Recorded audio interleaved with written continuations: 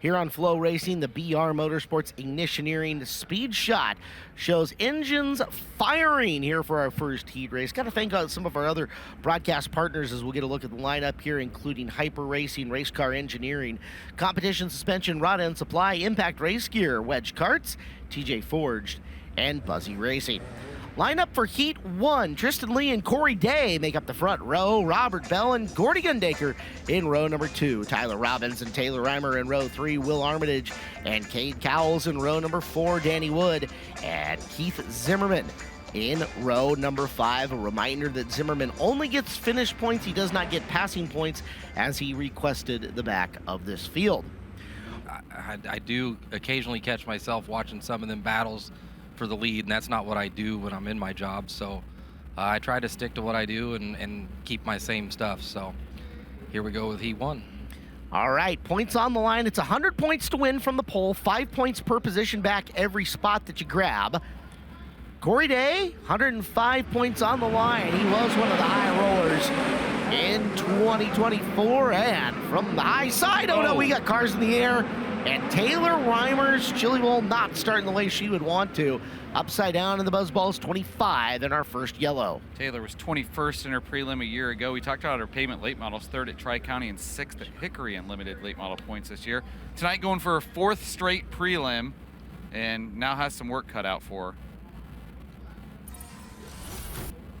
Here's an iBox Springs replay, and it caught a wheel, it looked like. Yeah, right close quarters right there. Tyler Robbins tight underneath her there in the white car. Gordy Gundaker tight and just ran out of room.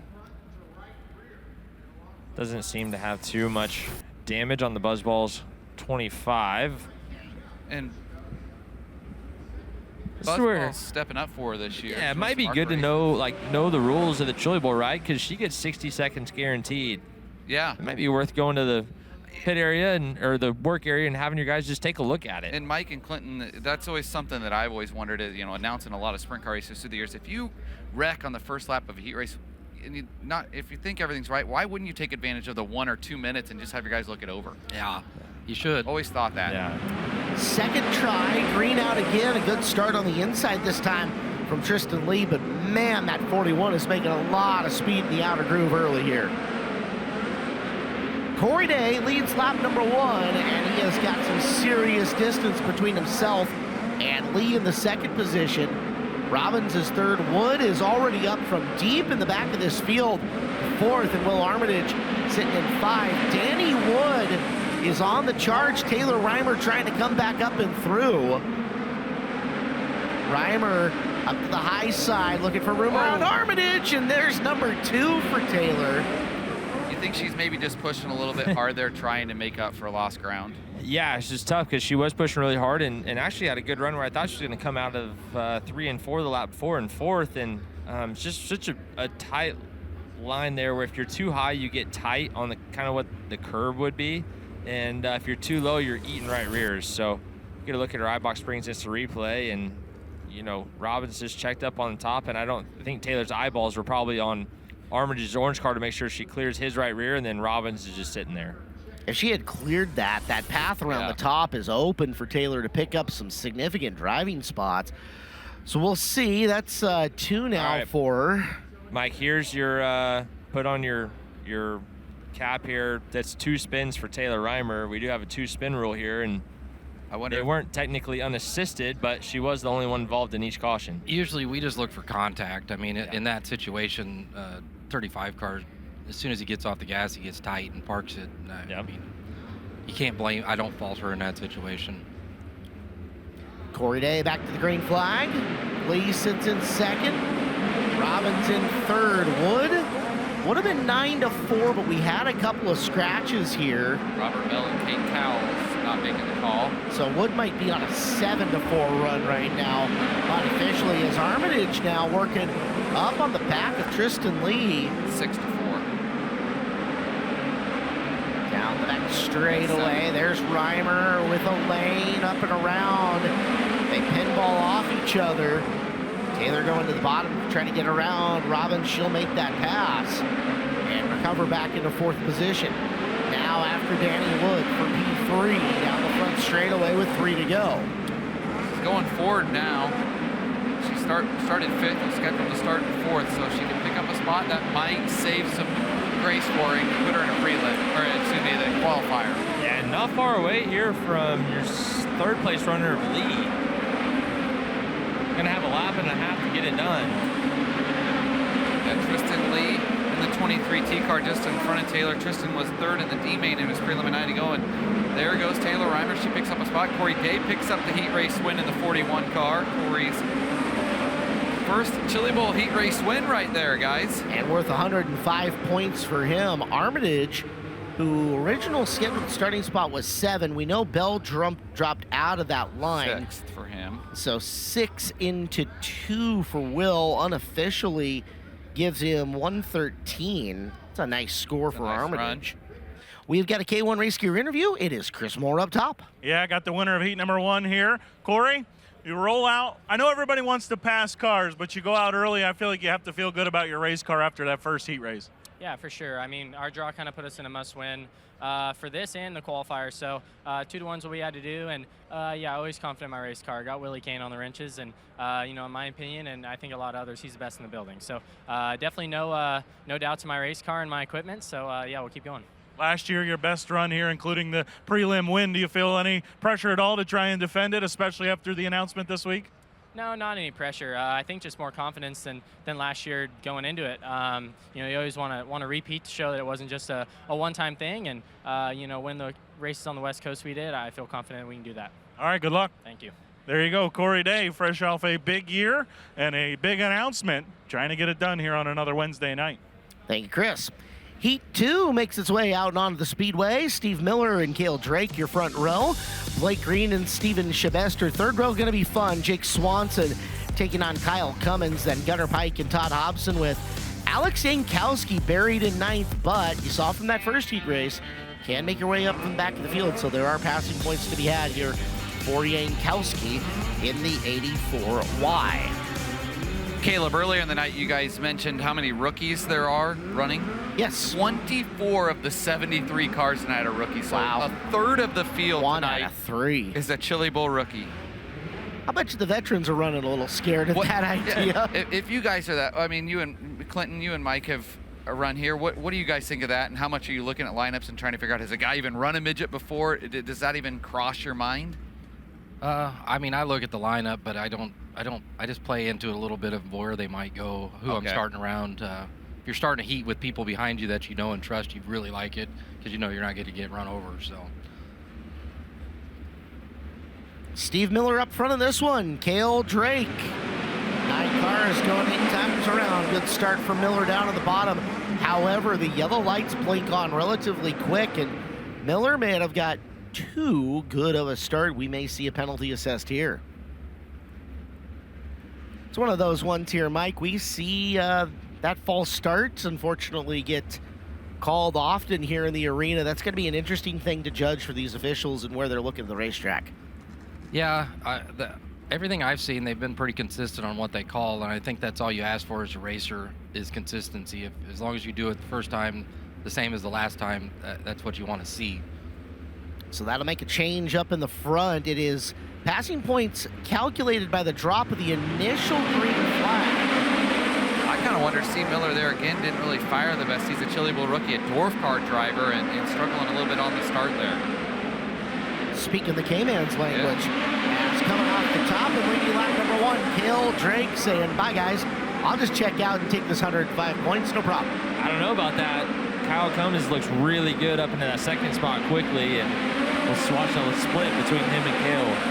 Shabester is 3rd and rolling around trying to get some spots. Jake Swanson working him over. They'll go to the high side of 3, looking for room on the outside of 4 to get by. Even at the line, and now off of turn number 2, Swanson into 3rd. 5th to 3 for Jake Swanson there. Big wheel stay in the last lap by Todd Hobson, another one of our Chili Bowl rookies. Swanson working his way up the racetrack, starting to show signs of winding out a little bit early on. Up in front, Drake continues the lead. The advantage about 0.7 seconds right now. So he's not way clear, but puts another couple good laps together. This is going to be hard for Cummins to get him. Somebody thunking the wall hard. They drive away. As one slowing down the bottom of turn number 1, yellow flag out. I think that was Green's engine expiring. That was loud. Very. Blake Green, 15th in K-Main number 2 a year ago on Saturday. Was second in 305 points at Creek County this past season. Creek County just on the other side of Tulsa. 7th in the C-Main on his prelim night a year ago. And we'll see if that is the end of his Chili Bowl tonight or if they potentially have another bullet in the trailer. Kelly Fote, the car owner. It's a Spike with an Esslinger underneath the hood as Steve the Cone is starting to get adorned with Wookiee mask. Looks like our country up there, Caleb. Oh, at times. Yeah. Sometimes you got to bring Bigfoot. the Northwest to Tulsa, right? You're right. Back to holy start. Cale Drake. That's a lot of room, and now Cummins in trouble. Swanson sticking the nose down in the bottom. 2 to go. Can Swanson get Cummins here in the closing lap? I think it's so tough when you get to the front 3 here. They're all the same speed that, you know, a 10th is not enough to get by them.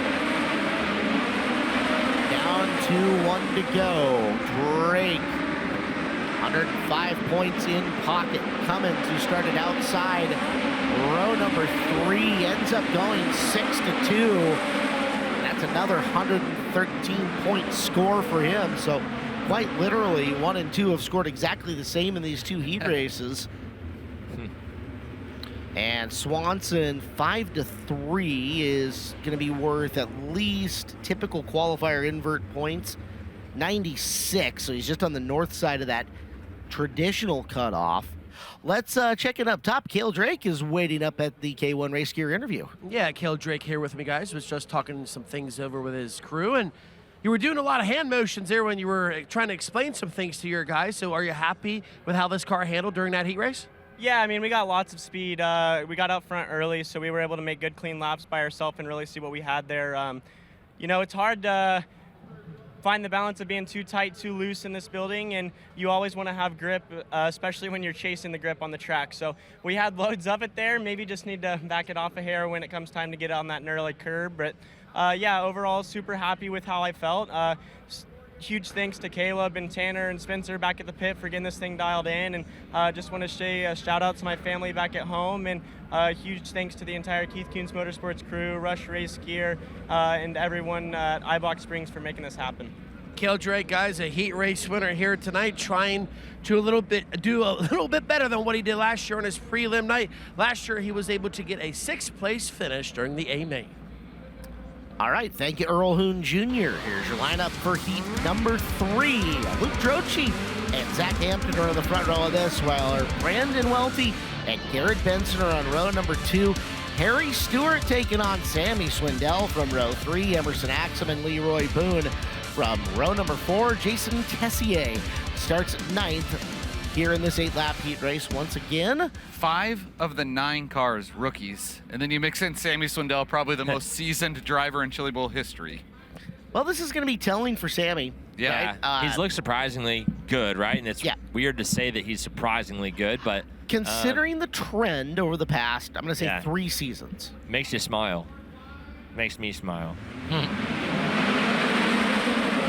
Front row, Brochi and Hampton.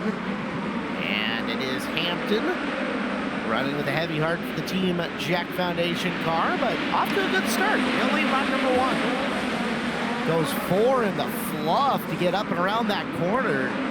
Droce battling out. That's Garrett Benson. And Sammy Swindell sitting 4-5. Emerson Axum looking for room as they got narrow up there at the wall, entering turn number 1.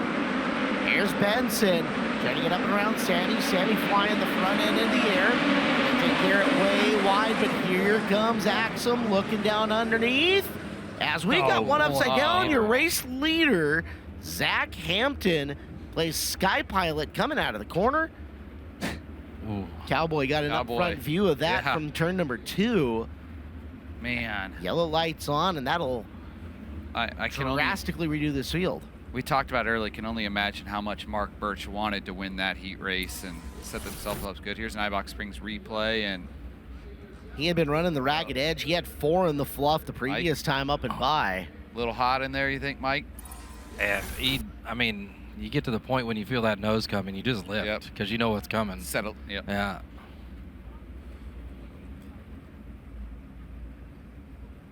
Calling for the hook, try to get that thing out of gear so it'll move a little bit. My dirt draft is just as sad as Mark Birch. Oops. The hit off the wall on the front end there, it Yeah. doesn't look bent, but it couldn't have done it no favors. Chris Wilner, anything we're not seeing out from that corner at the moment? Most of it's rear end damage. Obviously, the tail tank got a good puncture in it, or a good dent in it from the rear Nerf bar. I think the bird cage also knocked out of it as well.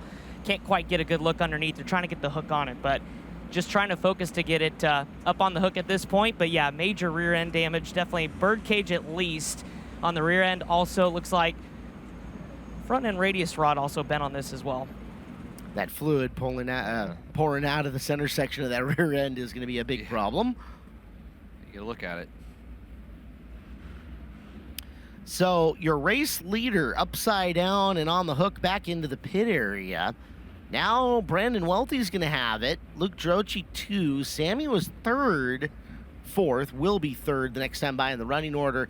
Then Axum and Benson, as it was getting heated back there for position 3, 4, 5. And imagine it'll be very similar when we get back to action here with still some time left to go, 3 in, 5 remaining. Brandon Welty, the Badger champ back in 2016, was 6th in Badger points this year. Former A-Main starter is Brandon Welty here back in 2005, came home 18th. Turned lots of laps with Brandon over the years. Up at Angel Park? Yep. We both started similar times. When he started racing, I started going up there about that same time. How special were those nights at Angel Park back in the 2000s? You look at some of those fields, and they were so deep. Oh, first time I went, there's 46 cars, and I was in the sea. It's like, holy cow. All right, Brandon Welty. 6 heat wins here at the Chili Bowl. 5 laps away from number 7. We'll see if he can hang on. We're back to green. Trying to open up the advantage over Droce. He was your pole sitter from Cape Town, South Africa. Fortunately, loses a couple of spots there. And guys, that means this is a 6-2 run for Sammy right now, and a 7-3 run for Axum if everything holds the way it is. Both of those drivers looking to score well. Garrett Benson looking for some forward drive, trying to hold them off. It is Sammy and Axum now. And Sammy is closing on Welty in the final couple of laps. Welty with 2 to go. Swindell, twitchy, gathers it back together. Axum looking for 1 shot. Sent to the white flag this time by. Brandon Welty trying to hang on. Caleb will see if he can do it. Final 2 left-hand turns. Here comes Emerson on the high side. Brandon Welty, 7th career Chili Bowl heat race win. Sammy 6th to 2nd, and Emerson Axum goes 7th to 3rd. So passing points racked up there. Brandon Welty 3rd to the win, Mike. Yeah, I think that's a pretty good run for the motor package in the car. I'm sure that's a Badger legal motor, which isn't quite a national motor. So it's nice to see him have a good run, get the heat win, get his job done. Should get him in the qualifier and see what he can do from here. So for the 3rd straight heat race, the driver who started 6th ends up making his way to 2nd. That's Swindell. 3-way tie unofficially at the top of the points with Sammy, Armitage, and Kyle Cummins. 110 for Welty to win from 3rd, and 106 for Axum to go 7-3. Yeah. We need to kick things up top. K1 Race Gear interview with Chris Moore. Yeah, thank you, Caleb. Got Brandon Welty here. Great job, man. You go out there starting 3rd, but you got some heavy hitters behind you. How good does it feel to do exactly what you needed to do in that pretty good heat race? Yeah, I was a little worried. You got Sammy and Emerson Axum in there, and I mean, it was tough. We got a little Badger motor here, and so it felt pretty good. We got lucky with that guy getting flipping on the start there, but worked out good for us this time. Good job. Keep it going. Thank you, sir. There you go. You guys called it. The little Badger motor that could. He'll get the heat race win. Thank you, Chris. So visiting with Mike S. here during the heat races and more heat races to come. You mentioned you had a real job, didn't like it out in the trucking world, and so many years of officiating does this make for you since then? That was about 2013, and then the tech director position opened up with the World Outlaws, and just thought, well, I'll apply for it, and ended up with that and did that for a year, middle of the year to middle of the year. Decided I wanted to stay home again, went and got another job at home. It was okay, didn't really like it, but then the call come to have the race director job, and that was 2015. First race was at Skagit that I race directed. Fantastic. Hey. Upwards and onwards we go. We'll continue visiting with Mike in just a minute. Heat 4 on the track. Joe Worth and Lane Goodman make up the front row of this. Steve Paget and Tim Buckwalter in row number 2. Rylan Gray and J.J. Yaley in row 3. Brannigan Rourke and Jake Newman in row number 4 with Landon Britt pulling up tail end Charlie. He starts 9th on the field. So this field looks like everybody makes the call. Joe Worth got the pole for this one. Lane Goodman looking to play spoiler from the outside groove, and that was fascinating. Buckwalter down to the inside looking for second off of turn number 2. Green lights are going to stay on. Place for the time being. Buckwalter down low, and that Seymour orange car coming after Joe Worth up on the cushion after lap 1. Worth continues to stay high. Tim Buckwalter. Timmy's one of those guys. He'll drive absolutely anything and make it go fast. And right now trying to track down the 77 to Joe Worth, prelim starter in 2023. 4-2 for Buckwalter. 3 wide down out of the second corner. As drivers trying to make some room up and through the field. J.J. Yaley now 6th to 8th, trying to pick up some points back up as he's gone backwards to start this heat race. Somebody's engine doesn't sound super healthy out there either. We can hear the timbre of it from the Brian Gapinski announce booth. As you're watching down the back straightaway, Gray was one of the fastest cars in hot laps. Rylan Gray, the 3U, is sitting in position 3. Oh. Buckwalter had gotten around Worth, but we're going to have to try it all over again, and that is Goodman with flat left rear tire. Should get 60 seconds to the work area here, though. Lane Goodman, crew guy now these days, not racing a whole lot. Hey guys, I think that motor you hear laying down is either Brannigan Rourke or J.J. Yaley. They were racing side by side the last couple of laps, but it's right around that position. J.J. doesn't look like he's getting off the corner, so something to keep an eye on. Thank you, Chris. Flat left rear there. Welcome to the lead lap, Blake. Yeah, I know. Yeah. You think Goodman's playing some strategy here, getting his guys some extra time to go ahead and get a tire down there and ready? I know, right? I would. I mean, in the work area, I mean, I stood there a lot last night, and a lot of time you see guys scrambling to the top of the ramp to get what they need. As the car is sitting there, but should get 60 seconds here per the rules that I was explained last night. He was 18th in the prelim a year ago. His first career prelim start was 10th in D-Main number 2 on Saturday night. Left rear is ready. Comment on that start. I appreciated him letting that go with him on the outside road, just trying to play a little bit of game, and then Joe Worth getting the jump there. I think that it cuts that out. Other guys see that, like, oh, yeah, they're going to let it go if I mess around out there. In some ways, some of those starts end up enforcing themselves. Yes, I always try to look at it all the way through 1, you know, maybe out of 2 if I have to see how it progresses and go from there. Can you think how late of an instance you've called the start back? All the way into turn 3. Yeah? Yeah, I mean, you let it pan out. Well, depending on the track, you may have 7 seconds to make a decision. So, you know, you play through the instance in your head and all the way through 1 and 2, and you call down to your turn 4 official and get his opinion, and then by that time they're already there. So, well, Goodman got the left rear swapped out. Tim Buckwalter has got the lead 4-1 for him. Worth sits second. Rylan Gray has gone 5-3. Jake Newman in the 3N has gone 8-4. Still some scoring opportunities coming up. We're back to green. Buckwalter's going to get to the cushion off of 2. Worth trying to keep him close. Oh, big one down the backstretch, guys. That's Jake Newman. He had shot high up into 1 and 2 and cut down across 2 and caught the berm with his left front. And good to see him moving around right away. Former Power Eye champion Jake Newman. Feels like for a few years was a fixture in our Race of Champions events. And boy, that was big. Clinton Boyles, good catch as you were watching him come through Newman having to get that thing out of the fence, too. Jake, a guy that's kind of transitioning in his career, was the 2020 Power Ride champ, now running full-time with the Bumper to Bumper IRA Sprint Car Series. You can watch live here on FloRacing. He was 9th in IRA points this past season.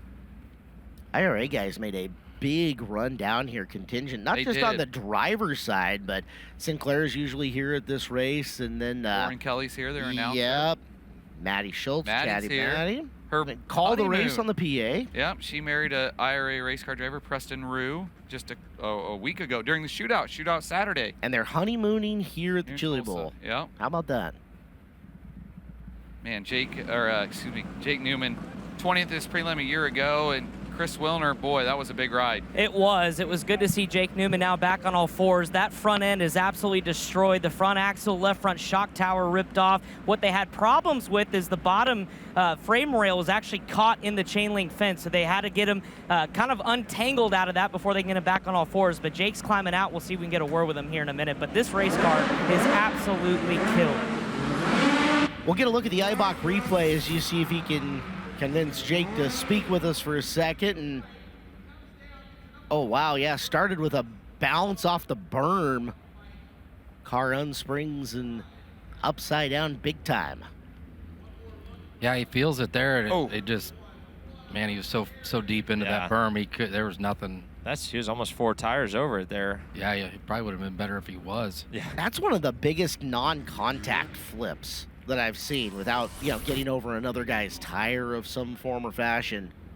Tell you what, guys, flipping these midgets hurts. They are solid hits. There's no soft anything.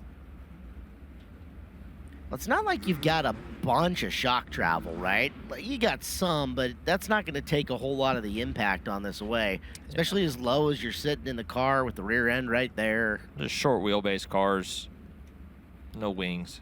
You just hope you land on the tail tank as your hard hit to take some of that blow. Yeah. Well, up the ramp will go Jake Newman. Saw him moving around in the cockpit. He is going to take the free ride back without getting out of the race car. Yeah, and it was nice the safety officials handed him just completely snapped in half. Right front radius rods, a spring, and also half of the shock tower. So he's got some unfortunate souvenirs to take back to the pit area. And Jake's got quite the streak going here, too. 7 straight prelim main Oh, events wow. he's made. I think that's going to be some tough sledding to do to make it 8 in a row. Gonna have some work to do, but Jake's an accomplished midget race car driver. He is. He is transitioning to wing sprint cars, but has a lot of laps in a midget, and you get him comfortable, he'll be good enough to drive through. He's going to start dead last. I mean, that's a 8th place start with a 9th place finish coming up here in this heat race. So he's going to be dead last in whatever C main that he comes from, trying to drive up the field. With car repair to go with it. I mean, I went 10th to win, so I'm sure somebody that drives these more often than me can get to a transfer in the C. So just the way the cards fall, hopefully he can get it done. You were driving mad, though.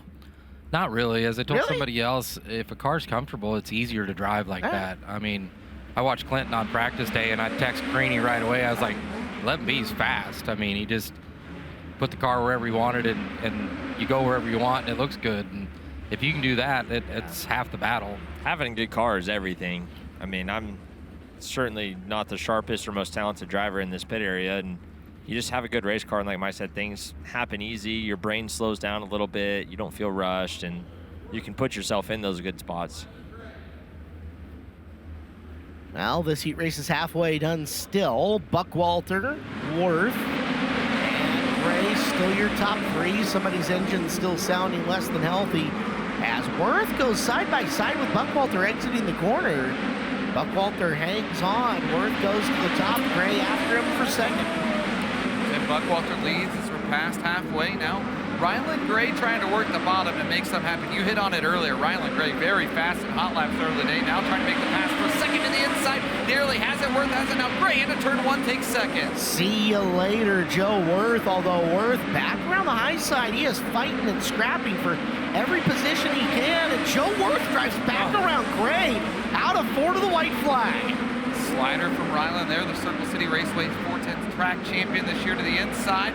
Battle for second, going to be a drag race to the line. Oh, nice save by keeping it harder out of the wall than he did. Still broke something off of it. But Worth is going to end up 3. Got the Nerf bar tucked underneath. Yeah. Left side right there, and Is that a wheel cover that came off, it looked like, maybe on the front stretch? maybe shock cover. Okay. Timmy Buckwalter, the heat race winner there. His second career heat race win. 4 straight prelim A-main starts for Tim. All 4 of those have been in the top 10. He's the winner. Rylan Gray second. Joe Worth third. Brannigan Rourke fourth. J.J. Yaley fifth. Landon Britt is sixth. Lane Goodman seventh. Steve Paget eighth. And Jake Newman rounds out the field as you get a look on the RF camera there at the car kind of wrapped underneath, as you guys had said. It's going to be fun for them to untangle back in the pit area, and Joey's going to be kicking himself over that one. Did a great job to get back by Rylan Gray, and down that backstretch just needed to stick the bottom one time or maybe even just rip the top like he had been. And yeah, we're going to look at our iBox Springs instant replay. Hard battle right there. And And he fought for it Yeah. every single inch that he could get. That should unofficially give us a new leader in the clubhouse at 115 with Timmy Buckwalter at the halfway point here of these heat races. As heat 5 comes down. Every heat race has something to watch for in it, and this one no exception as you get a look at the NOS Energy Drink ramp cam. Huge thank you to NOS, our ramp cam camera, and of course keeping us energized here in the Brian Gapinski announce booth here in these heat races. Yeah. Let's check in with Earl Hoon Jr. There we go. Camera guy's trying to tell us where to stand. Timmy Buckwalter here with me, guys. A great 4-1 run there, dude.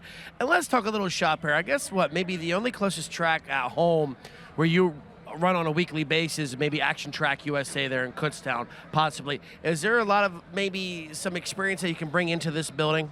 Yeah, man, it's like a hornet nest out there, you know. When the green comes out here at the Chili Bowl, you got to go. And it's kind of how it is at Kutztown every year, you know. Just what we got to do. When you get that 4, you got to go 4-1. So hopefully we get a good qualifier. These guys work their butts off with me and Hank, and they got fast cars. It's just a matter of putting the whole night together and letting me do my part. Last year, you were able to get a 6th place finish in your prelim night. You're still very consistent each time you run on your prelim night. What's it take to get the job done?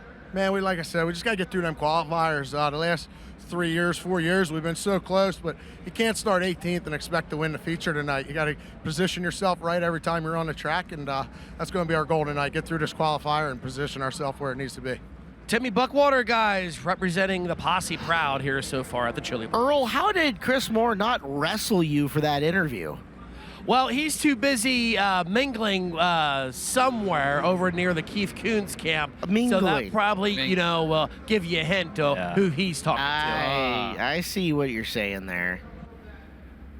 He's making sure Alex Jankowski's in the right frame of mind for his upcoming whatever it is that Alex is going to run next. I get it. Here comes Heat 5. Logan Mitchell, Colton Cottle, Alex Bright, KJ Snow, Sean Jackson and Dason Bursley, Preston Latimus, and Casey Fredrickson with Miles Tomlinson making up your 9 cars. That'll go 8 times around. Blake, you're furiously typing notes in, making sure you got it all. Got to get dialed.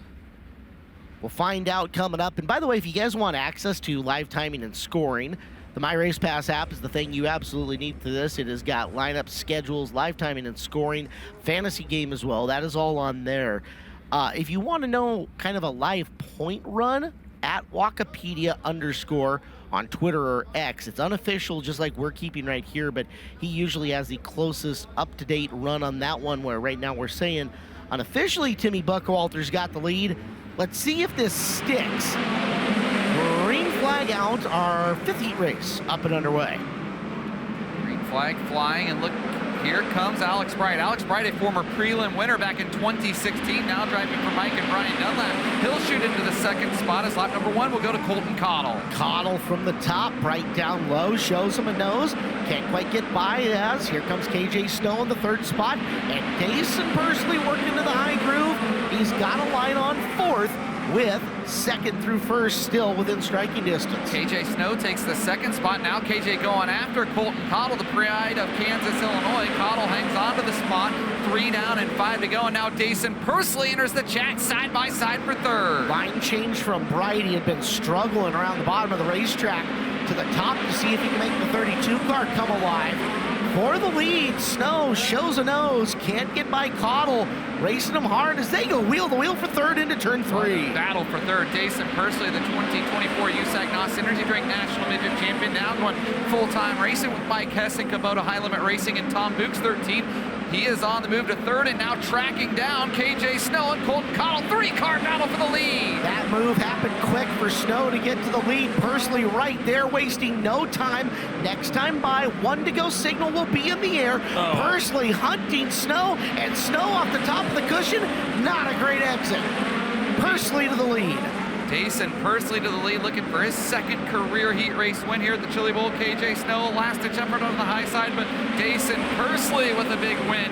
And heat race number 5 from 6th to the win was Jason Persley, the USAC Midget champ and third in USAC Sprint Car points, racks up his second career Chili Bowl heat race win for the two-time A-Main starter this year.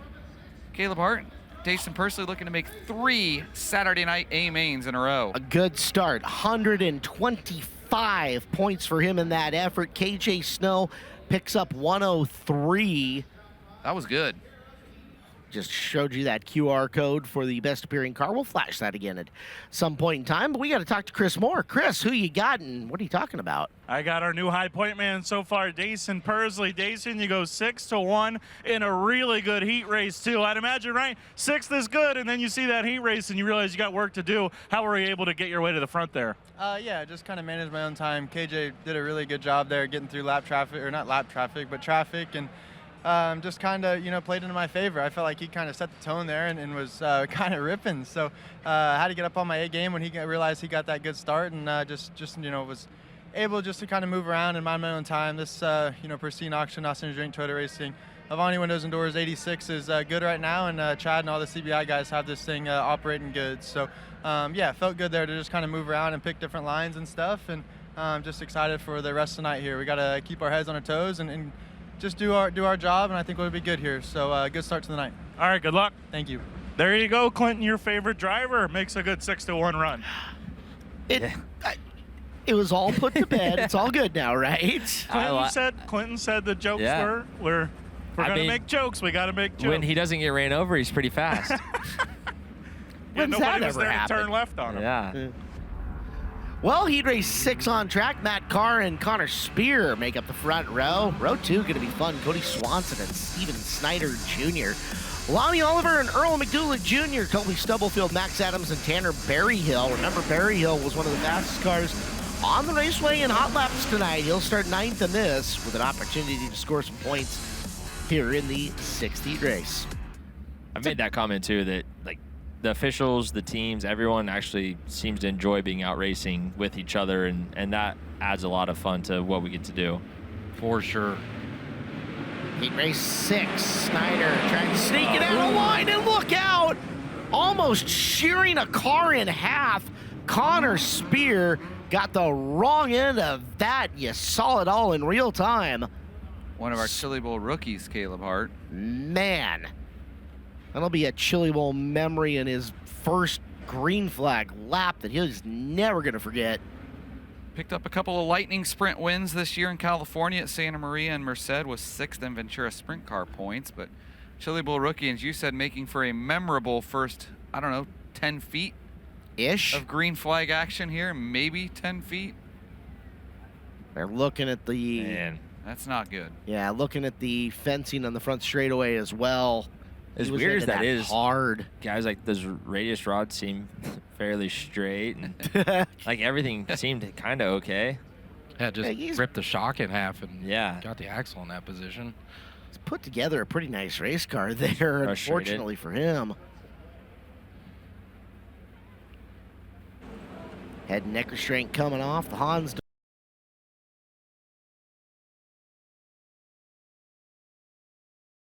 Oh, yeah.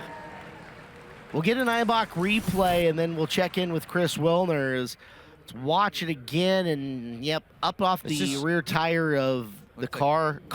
It was really bad timing, because look behind him. Steven Snyder's kind of caught on his rear bumper also. So, I mean, he caught the left front tire on the right rear, and maybe he would have been able to save it. And then right there, Steven's just hooked on his bumper because of chain reaction and finishes him off. Something I noticed there on the iBox Springs replay that might be a little bit that we had at the shootout, the scoring loop got hooked. You could see the scoring loop get hit there and go, the pipe that it runs across and get hit pretty good. I see Jake Croxton down there in the black. That's one of our scores. You can see the scoring loop, that bar they're holding that's at the bottom of the screen in the middle, that yellow coax, that's actually the scoring loop that goes under the racetrack. And Chris, yeah, that was big. Yeah, it was big, and Connor Spear just goes, what happened? First of all, take me through off of turn number 4. Suddenly you were in the fence, and that sound had everybody scared for a moment. How are you feeling? Yeah, I mean, I'm good. My head hurts a little bit, but I mean, I don't know. I'd have to watch it back, but I feel like I was pretty close alongside of him, and then he just moved up.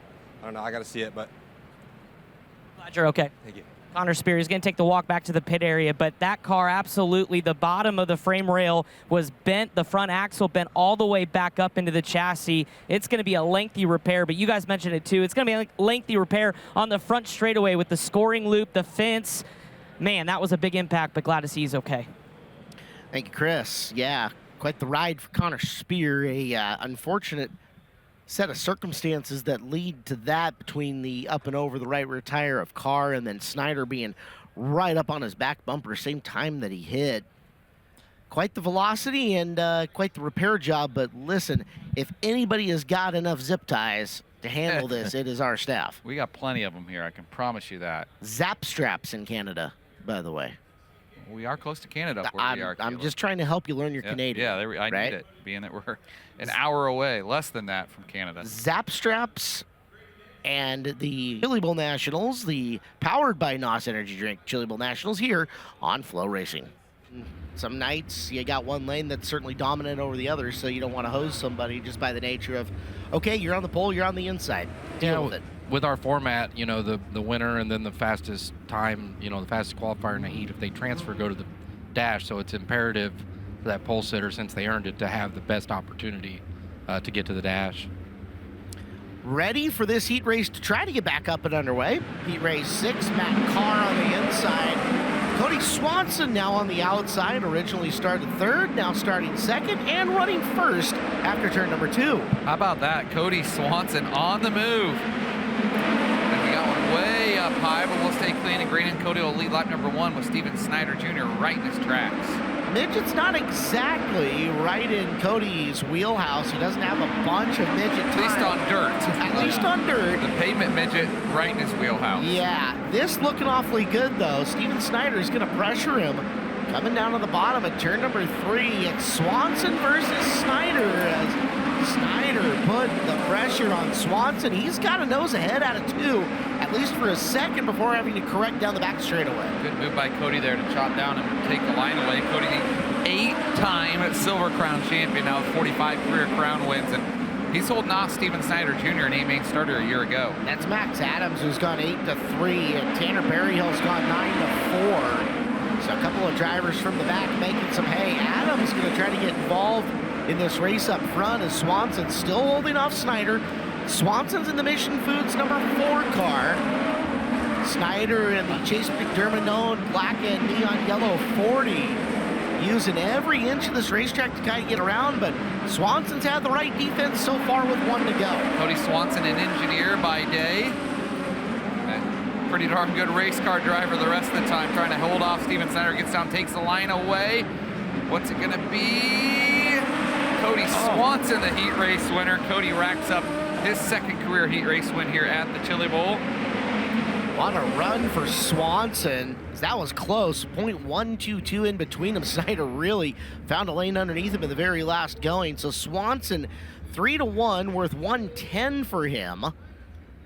Snyder 4-2. It's gonna be the 2 guys behind him that also pick up some massive points here. So 4-2, worth 103 for Snyder Jr. Welcome to Qualifierville, Steven Snyder Jr. 8-3 for Max Adams, worth 111, and 9-4 for Berryhill is going to be 104. Earl, you're up top. Who do you got for us? Got Cody Swanson here, guys. 3-1. Congratulations on getting that heat race win. But walk me through the process of trying to get ready, then all of a sudden you have an extended red flag. Does that mess with your psyche at all out there? Some. I mean, hold my breath the whole time, it seems like, right? I'm huffing and puffing here, but just trying to keep focused and do a good job. I mean, I'm so thankfully driving for Dan Binks and for the opportunity to do it with him and Phil and John and Jason McDougal helping us. And I got a great teammate in Darren Knight and his dad Dane and Eric with K-Tech Engines. Man, they give me a great opportunity to come out and have a little fun here at the Chili Bowl, and it's an honor to represent Mission Foods and to try to give them a good run. Guys, it's always great to see Cody Swanson getting a midget here at the Chili Bowl after being a very successful racer with the United States Auto Club. Earl, I was going to say, do you know who you're talking to? You're trying to rattle Cody Swanson? Yeah, Come on now. dude, I know. He is so melancholy no matter where he races and what division it is. Yeah, I was hoping I'm impressed we didn't get tears. I was hoping we get some tears. Yeah. He didn't race the Chili Bowl last year. Good to have him back. Aiden Gatewood, the 37, Colby Copeland, the front row of this one, Autumn Christie and Donnie Stewart in row 2, Kevin Cook and Steve Buckwalter in row number 3. It's Jet Yantis and Oliver Billingsley in row 4. Blake Hahn comes from 9th. Everybody makes the call. Gatewood earlier had, I want to say it was that oil tank that had gotten bent up. Remember Cook having an issue as well, but so far everybody makes it. And we're going to be watching for Hahn, but you've got Buckwalter and Yantis also sitting 6 and 7 with Copeland outside row number 1. There's everything to watch in this all over the field. This is going to be a good one. Settle in, kids. 2 more heat races to go here on the Wednesday night performance. Copeland looking to keep the momentum up from Matt Wood Racing. We're green and already shenanigans at the back of the field. Delvin Cook's car didn't take off there on the start, or maybe they bogged it so low he stalled it, but. So the 77 of Cook, originally in the 5th position, rolls to the infield. And the caveat there is passing points calculated from the drop of the initial green flag. And so the green, so that gives Yantis a free row 6th on back, and gives Hahn essentially a free row. Yep. No pressure on Copeland here, knowing that your team cars have went 1 and 2 so far in the week here. None at all. But Colby, he gets around this place pretty darn good. Colby's a 6-time Saturday night main event starter, 10 prelims in his career. He's got a rookie on the pole too. Yeah, Gatewood is a little more awake on that start, able to get actually the lead down the backstretch. Aiden's a Chili Bowl rookie, but he is not a rookie to this raceway. He ran the shootout. Been doing a lot of racing this last year, getting a lot of nights in. Copeland, though, big momentum down the back straightaway. Bumper tag, say get into the corner. Battle for the lead, Aiden Gatewood and Colby Copeland. Of course, the Gatewoods build the micro motors, pretty good micro motors that have had a lot of success throughout the country. They have. BJ Gatewood. Working off the bottom of turn number 4, and Aiden's running a smart race down there, just making Colby try to drive around him, get a little wide in the back straightaway. Colby can't get all the way closed down at the bottom of 4. So Gatewood's still got some fight left in him, but it'll be Copeland nosing ahead out of 2 this time. And he'll seal the deal there, and here comes Jet Yannis now. A couple of young guns going to battle out for that 2nd spot. Boy, Jet got a little tight on the cushion there, Clint Royals. Yeah, Jet Yannis finding a tight race car for sure, but able to carry speed when he gets it right. He's going to have a shot here to get by Gatewood with 2 laps to go this time. 7-3 currently for Yannis.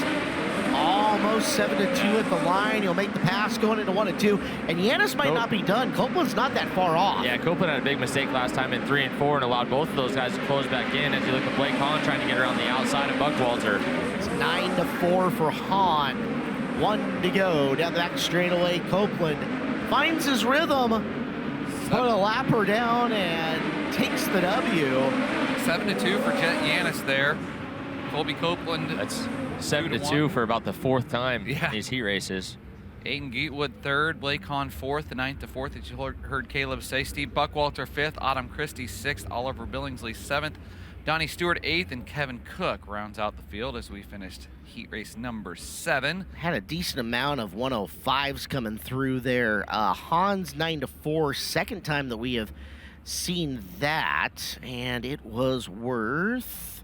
Hey, wait, I got the chart. 104? 104 points, yes, indeed. Thank Tanner you. Berryhill did that in the previous heat race. So Yannis is 118, should be 2nd high right now. We got a 125 to the there. 125 of Dason Pursley. Big run for him, really showing out. He's making a star turn here at the Expo Raceway over the past 3 weeks. No major stories so far. I feel like everyone's kind of done their job. nothing too crazy or any big disappointments yet. Well, we've got one more heat race to change that whole narrative, if we want. Yeah. Up top, we go to Chris Moore in a K1 Race Gear interview. Thank you, Caleb. Got Colby Copeland here. Colby, obviously the Matt Wood racing cars have been really, really fast so far this week. I'm sure you're always confident, but how much more confidence do you have after watching Shane and Landon do what they've done so far this week? Yeah, no, they've done a great job for Matt Wood and his team. Shane gives us a great product. I think the car's fast. I just got to clean some stuff up on my end. That was not a very good start, and then half spun out there. So if I can just get a few cleaner laps here and get better as we go throughout the night, which I think I should, we should be good in the A. All right, go get them. Yep, thank you. There you go. Colby Copeland, guys, batting third in the Matt Wood Racing lineup.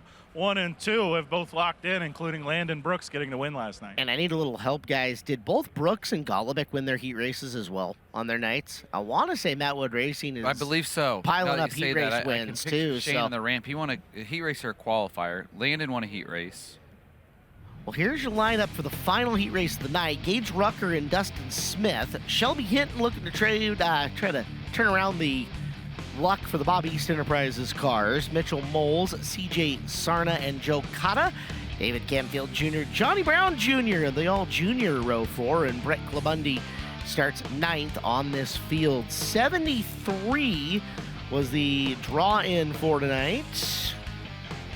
15 years now, I'd say, Mike. Probably right in there. It seems like 115, I know, but that's yes. the nicest thing Mike Hess has ever said to me. Mike says not. I want to frame that in time. Mike and I always have good conversations when I he's love come Mike. over to Skagit, and I've always had nice things that heard from Mike and said back. So we appreciate that. Thank you very much. Yeah, I just you see a lot of things, and I'm fortunate enough that I get to come in here with you guys and do this, and it opens new eyes. And I try to do a little bit of everything at the racetrack just to help my job and understand more things. So it's just good, neat to see. You're blessed with a really good crew that travels around with you at the Kubota High Limit Series. That's for sure. Mike might think otherwise some nights. Final heat race, guys. Green flag out from the front row. Shelby Hinton gonna drive around the outside. There goes Mitchell up on the high side. Mitchie Moles ripping the high side of the AME Electrical 19. Smart move there to bail out of it. Lap on your heat race. Actually, that was Smith. Sorry, multiple 4 cars here in this one. So Smith trying to hold off Moles. Hinton sitting in the 3rd spot with Rucker and Cotta. Brown Jr.'s 250 won the 9th final car. I thought I saw somebody go up the ramp, but he must have stayed out, or it must have been somebody just trying to push for heat. Good battle up front. Moles up on the high side. Smith going to pull the upset down to the bottom. Moles momentum off of turn number 2, and he'll have your lead. I was surprised to see this as Dustin Smith's Chili Bowl debut. A long-time non-wing sprint car driver in Indiana as Mitchell Moles up on the high side. Full-timer with the USAC Anslo National Sprint Car Series. And good battle through the field there for the 4th spot into turn number 3. Four Kings Racing Group has brought some good cars for Smith to compete with.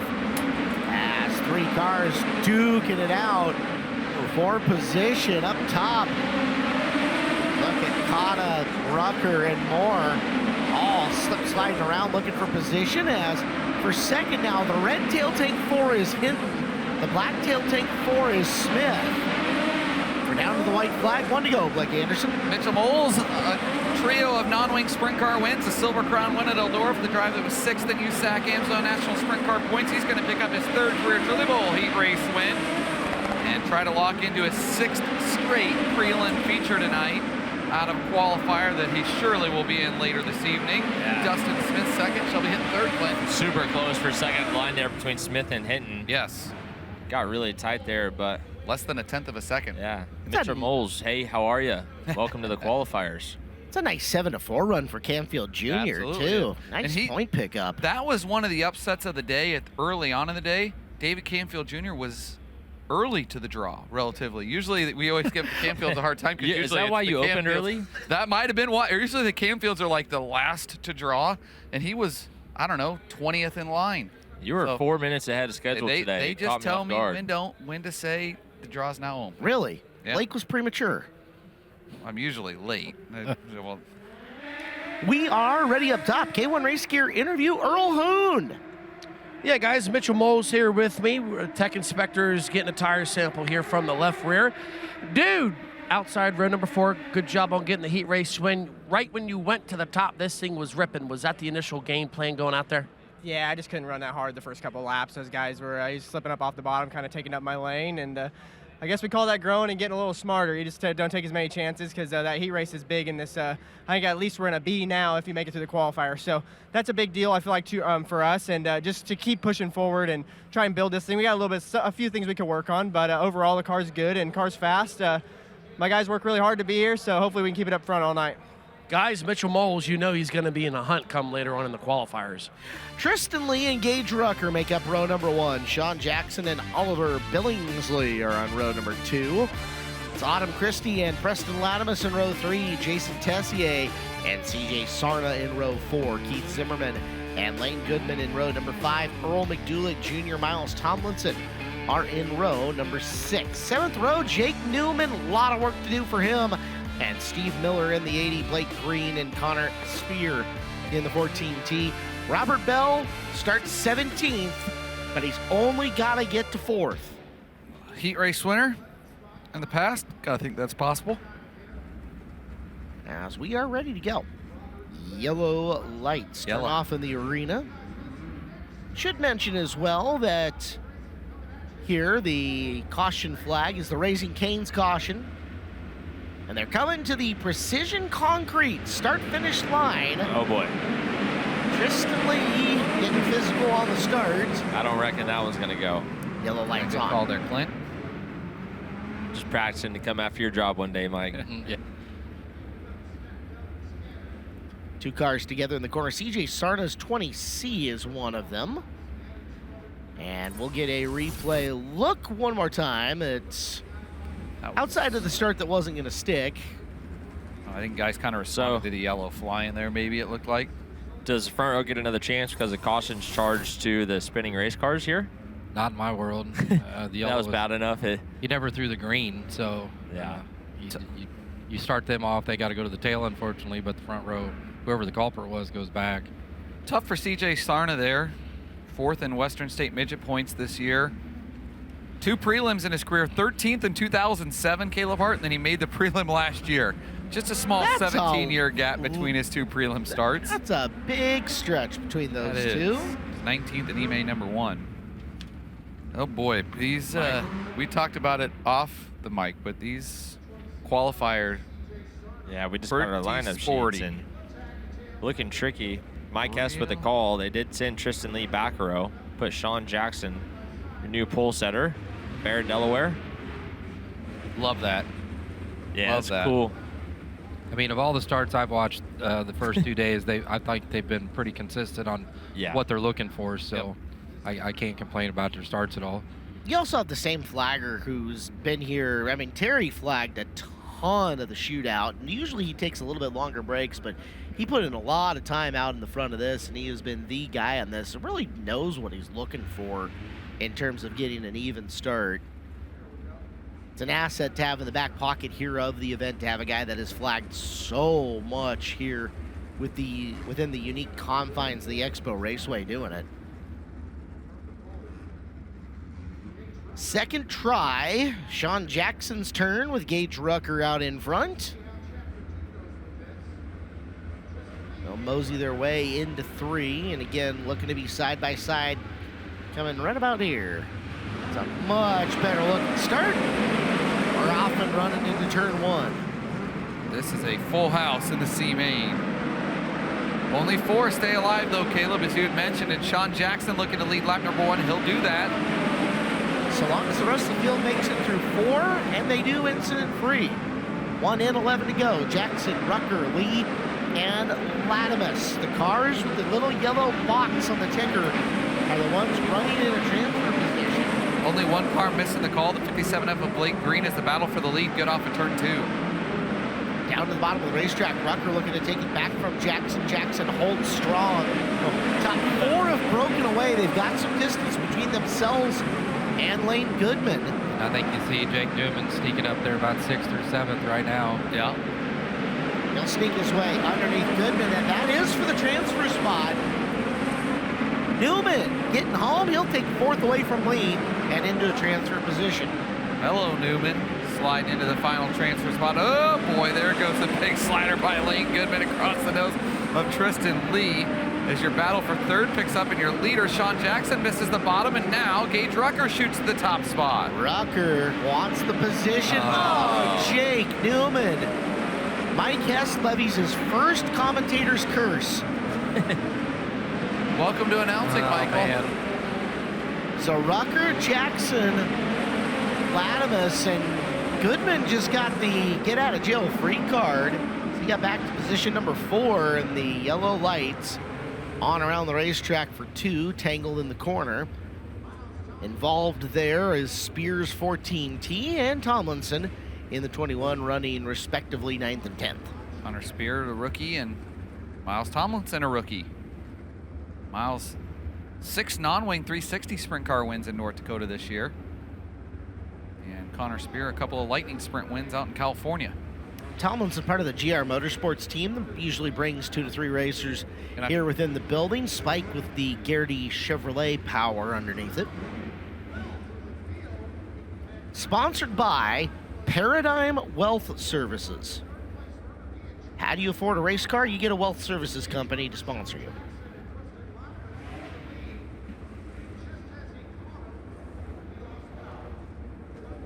Tomlinson. Fire lights for a second. There we go. Need that second bump. Got a little Nerf bar rub there. Right rear? Right rear. Okay. Yep. Nerf bar's caved in. Saw a nice little black streak on the center of the tire. Which that makes sense, I guess, where Connor Spear was angled in on him. So it's got to live 7 laps at this point in time, but I mean, it's boy. C-Main. It's pushed in there pretty good.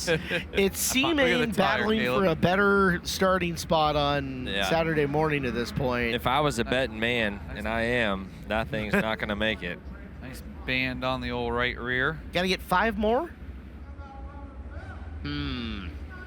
I'd be surprised if they don't actually send him off for that. The officials, Clinton, are actually trying to point him off the racetrack. He just opted not to.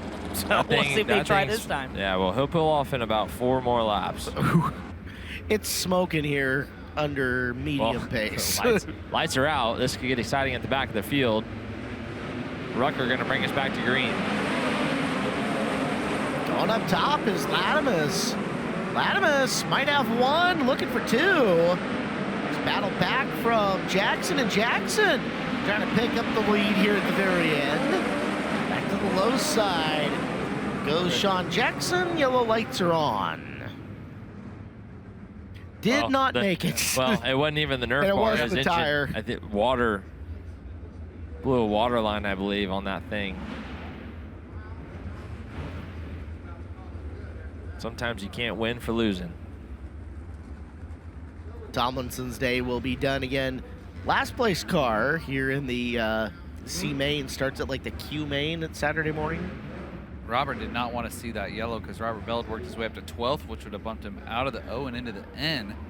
Oh. A little extra sleep on Saturday morning. Hey, but look at that. Tomlinson was in 10th. That's going to bump Robert up a spot. 13th, so that would put Robert on the front of an O main. That's right where he wants to be, I think. Yeah, he likes the front. Robert likes the front, so. You win an O main here at the Chili Bowl, you get a plaque.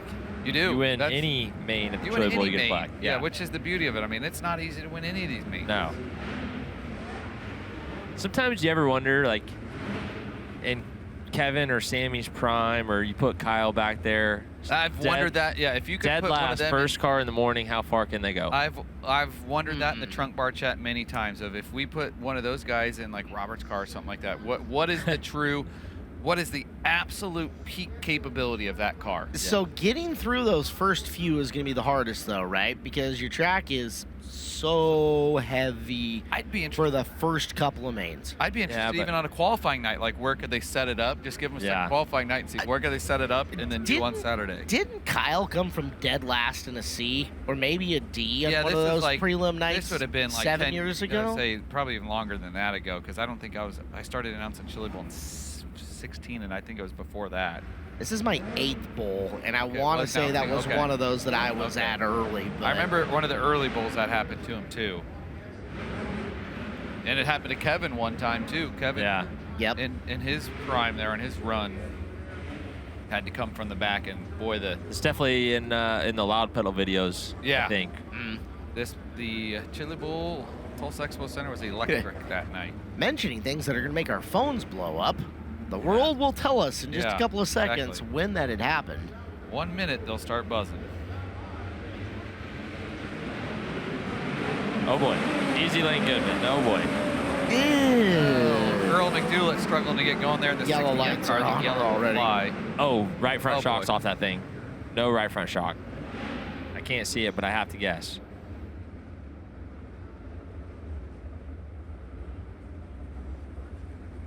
You are Oh. correct, Clinton. 0 right front shock, and up the ramp he goes. And that's another spot up for the Colfax Comet. Not what he wanted to see. No, he's thinking no. Let's see what it takes to get to the front of an N. 11th, if he finishes 11th, that'd be the front of an N. I don't know where he's going to sit when we come back to green. He just pulled into the infield. Wow. He's going to be scored 12th on this one. He's sandbagging for the That's front the of the back lower that's the feature. back That's of an what's N. happening here, That's right? not what he wanted. Back of an N. Or unless scoring reverts back and he's in behind the car that went up the ramp. Then he's 13th. He's going to want 13th. I think we're going to see 15th out of him here. 15th would put him the front of the Q. Or the P, excuse me, front of the P. There it Meanwhile, is. these top 4 are getting jiggy with it for these final 3 laps of this C main. Look at the race for the lead. Latimus is the guy trying to do stuff, boogieing down low to try to get underneath Jackson. Jackson high side Latimus, twitchy and coming through, but got there. Here comes Goodman sticking the nose in. You don't see this every day. Not expected out of a C main, I can tell you that much. Jackson in the 7, Latimus the 20, Rucker the 10. Lane Goodman. Yeah, and look out for CJ Sarna, who's just sneaking up on that 4.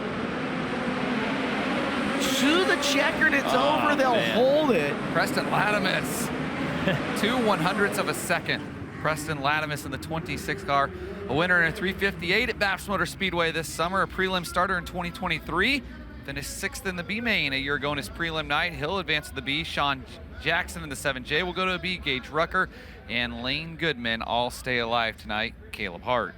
CJ Sarna 6th, Tristan Lee 7th, Lee 6th, Christie 7th, Zimmerman 8th, Miller 9th, So Tessier 10th. for Saturday morning, when you're here guiding the people through I am. on That the Robert Saturday Bell morning gonna be on the show. front of a P main. That's right. Wake up early Wake up, with Kyle Blake. Lagan. Preston Latimus wins the C main and gets the honors of talking to Earl Hoon Jr. Yeah, I got Preston Latimus here with me. Dude, that was an exciting one. We know you didn't want to be in a C main, but regardless, a great 4-car battle, and you were the first one across the start-finish line. Good job. Yeah, I got a great guys helping me today. I got, Scott Richenberg, he's a car owner. I got Tanner, Lee, Brandon. They all make this thing go fast. And yeah, I shouldn't have been back there. I really biffed it in the heat race. And, got to make good laps to get through this B. And, I'm new to these cars, so, or newer at least. And, especially with Tanner's setup, it's harder to drive. And I really got to man up like I did that last lap. So if I can keep doing that in the B, we can go forward and make something happen. Preston Latimus, guys, staying alive here on a Wednesday night. Thank you, Earl. Yeah. What we got? What we got working up here in the stands? I don't know. Some guys picked up some merch. Tons of merch to be picked up here. The trade show is hopping. That's one of the busier trade shows I've seen here in a while. There is a dog training booth in the trade show. Guys, if we can cut up to the camera up here, look at this. Robert Bell, huh? Look at this. The Colfax Comet. It doesn't matter if it has a steering wheel, 4 wheels, 2 wheels, a motor. He's always driving something. Go talk to the man, Earl. All right, yeah. Yeah. Here we go. He might have a heater Robert, I don't for you. want to slow you down. We're going to keep going here, but you had maybe some mechanical issues there you had to pull in? I forgot to put my bungee cord on my brake lever, and the brakes got a little warm and started getting spongy, so I didn't want to take no chances. Well, you got to come here early Saturday morning, and we'll put a bungee cord on it tomorrow. Oh, okay. Is that going to be a hardware special at a hardware store around here in Tulsa? Yeah. Yep. I'll spend a little money here in Oklahoma. Oh, well, good. Hey, maybe if you want to hang out later tonight, want to meet me at the casino, we'll spend some money? Yeah, no, I don't go to the casinos. Oh, okay. That's my biggest pet peeve right there. I like it, buddy. I can't spend money at a casino. Hey, bud, you're always a fan favorite here. Good luck come Saturday. Fan. I love them. They're so cool, and they treat me so well. I love it. No matter what, guys, Robert Bell always has a big old... My face, I'll guarantee you. I know, I was just going to say that, guys. He always has a big old smile on his face. Doesn't matter how he does during an event. Well, good to see Robert Bell out stimulating the local economy at the local hardware stores. The GoFundMe for the bungee cord has already started. Yeah. Logan Mitchell and Joe Cotta front row for seat 2. Leroy Boone and Tyler Robbins, Gunnar Pike and Luke Droce, Brett Klabundy, Gordy Gundaker, Casey Fredrickson and Matt Carr, Donnie Stewart and Steve Paget make up the first 12, and then Johnny Brown, Jr., Kevin Cook, Zach Hampton, and Cade Cowles. Don't see Cade making the call, so might be short one at minimum. Wide variety of drivers here in this. South Africa, represented by Luke Droce, Cape Town, SA. Cade had problems all night long. He had trouble in the hot laps, then pushed out in a later heat after he missed the call, and you hate to see that. Guys, the show here is going to be Zach Hampton from the back, right? You got to think. Leading the heat race, ballparks it all by himself, and coming from tail back on this one. Got some drivers from we appreciate the effort. Oh, boy. Yep. Oh, yellow. 77 of Kevin Cook around from Winchester, Indiana. Brett Klabundy, 77B. Yep. Yeah. Ah, my bad.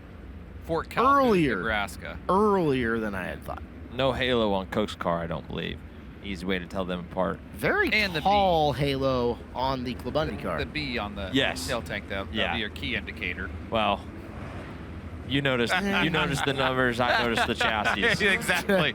Yeah, no, if you were telling me to identify by the chassis, that's where I tend to lean towards you and Mike's expertise. Check it out, guys. We're on TV. Hey, wait, Mom. Hi, Mom. It's my mom's birthday today. Happy birthday, Blake's mom. Hey, Mom. I don't know if she's watching or not. She might think. How old is she, 45? Yeah, mid-40s. Yeah. Just coming into it. Kyler said happy birthday to your mom. I'd be creeped up with that. I know Kyler well enough. That's all right. Yeah, that's a big old happy birthday to Mrs. Anderson. That's from Earl. That's from EHJ, Mrs. Happy birthday. Take it all back. Oh, that's the best birthday present Mom could ask for. We had a great C main, and the gift keeps giving the whole year. Earl Hoon Jr. is the Jelly of the Month Club. Oh boy. Yeah. These are getting tight in the mid-pack of this race. Oh boy. Oh, that's Matt Carr right up by us here in turn 4. That is the 42 car of Matt Carr, Chili Bowl rookie. One of our 24 rookies in the field tonight. It's bound to happen. They were getting pretty sporty in the middle of the pack. They were. Sporty's a colorful word. Lap 1, everyone still feels like a hero. Let's look at the Eibach replay, and Carr was literally in the third groove, just hoping nobody would mess up in front of him until the third groove got Octomato. Yeah, boy. Yeah, that's just right over Gordy's right rear. Yeah, I think those cars in front of Gordy spooked him a bit, and he lifted, and he was the last recipient. Yeah. Usually the last guy in line is on the bad end of that. We saw it last night with Hunter running into the back of me. Other than a little body panel damage, though, on the front of it, looks fine. She'll be fine. Ship it. You're in the C main, run it, right? Every spot makes a difference. It does. I believe, like Greeny told me yesterday, every spot is a main almost. Yeah, I think every 2 spots. You're the back or front of one based off of. If you are you figure in this C, if you finish in the back here, say you're 16th, you're in a P main, Mike.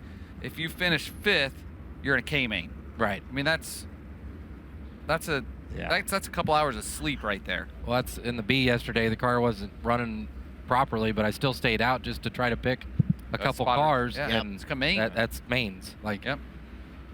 Oh boy, Casey Frederickson there, the former Yeah. Pro Sprint driver at Knoxville Raceway. Chris Wilner, what's going on down in the infield if you got a better look at it? Yeah, Casey actually just came to a stop. Johnny Brown had nowhere to go. It seemed like the car started to sputter out. They're going to try to fire him back off, but unfortunately, Johnny Brown caught up in that as well, but both are underway. Casey Frederickson does a lot of 305 racing around Ohio, especially at Crawford County Speedway in Denison, Iowa. That's out in western Iowa.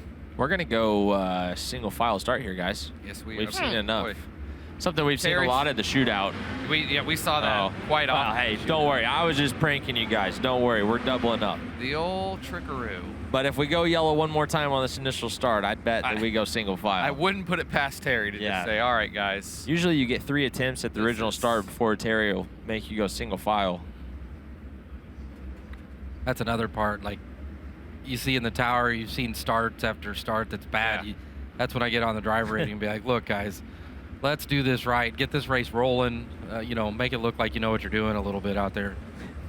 Help us, please. Mike is stern on the receiver. He's yelled at me once, and Well, I don't it only blame took him. one time to be like, oh, What'd you crap. do to deserve it? I gassed it up under yellow. Oh, that right there's your problem. Yep. That What's was yellow not mean, Clint? smart.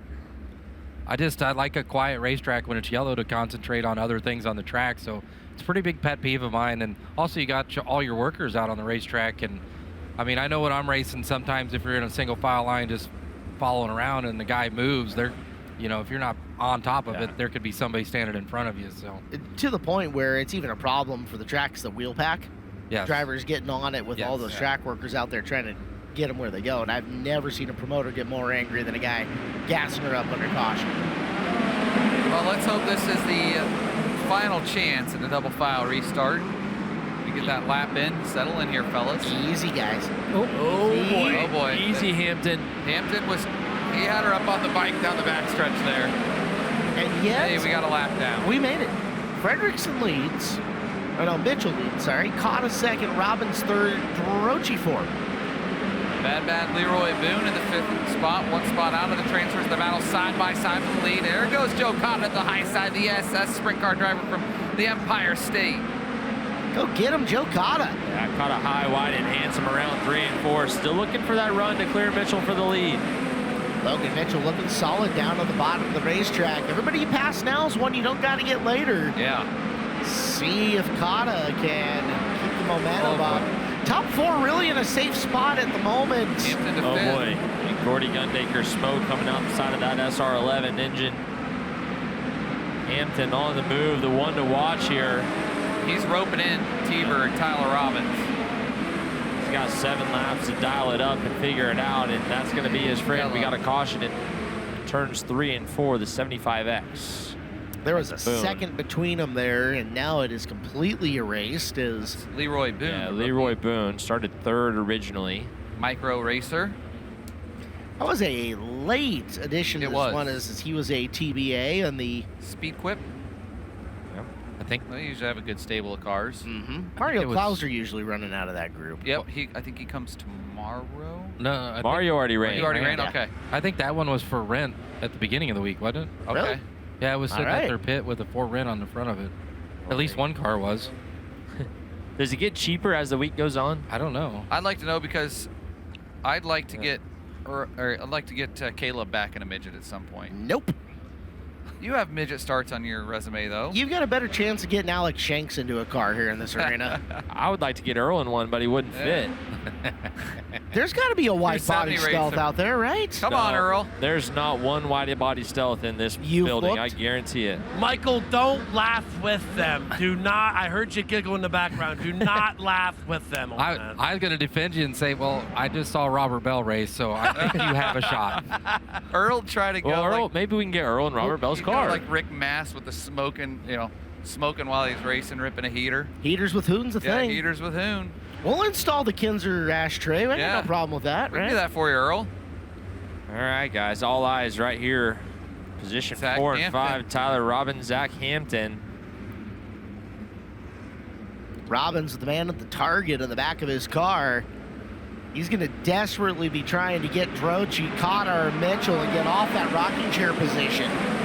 Here comes Hampton down to the bottom. Oh, he stalled it. Oh, he did. He killed it. Well, now you've laid the whammy, Clinton. I didn't lay the whammy. I just said we're watching right there. I just let the people know where to put their eyeballs. I'm going to say it's going to be even more spectacular now. Yeah, we're not halfway. We're not halfway yet. There's still time. Here's a iBox Springs replay coming at you. A little live action. I really like what Zach did, firing off on the top side of the racetrack. Just complete the slide job. You got a good run, get down, get back across, and get going. And oof. Tough deal. That's common on these midgets. The brakes usually work really well, and doesn't take a lot to stop these engines from turning over. And high compression, it takes a lot to get them rolling. All right, so how many cars are still out here? We know Cowles didn't make the call. Donnie Stewart hasn't registered a lap. I think we're down to like 13-ish. Well, it'll be spectacular if he can pull it off. Green back out. Track's nice, wide, and racy, so he's got an opportunity. Mitchell, Cotta, Droce, and Robbins, your top 4. Ooh, big smoke. Coming out of one of our drivers further back in the field.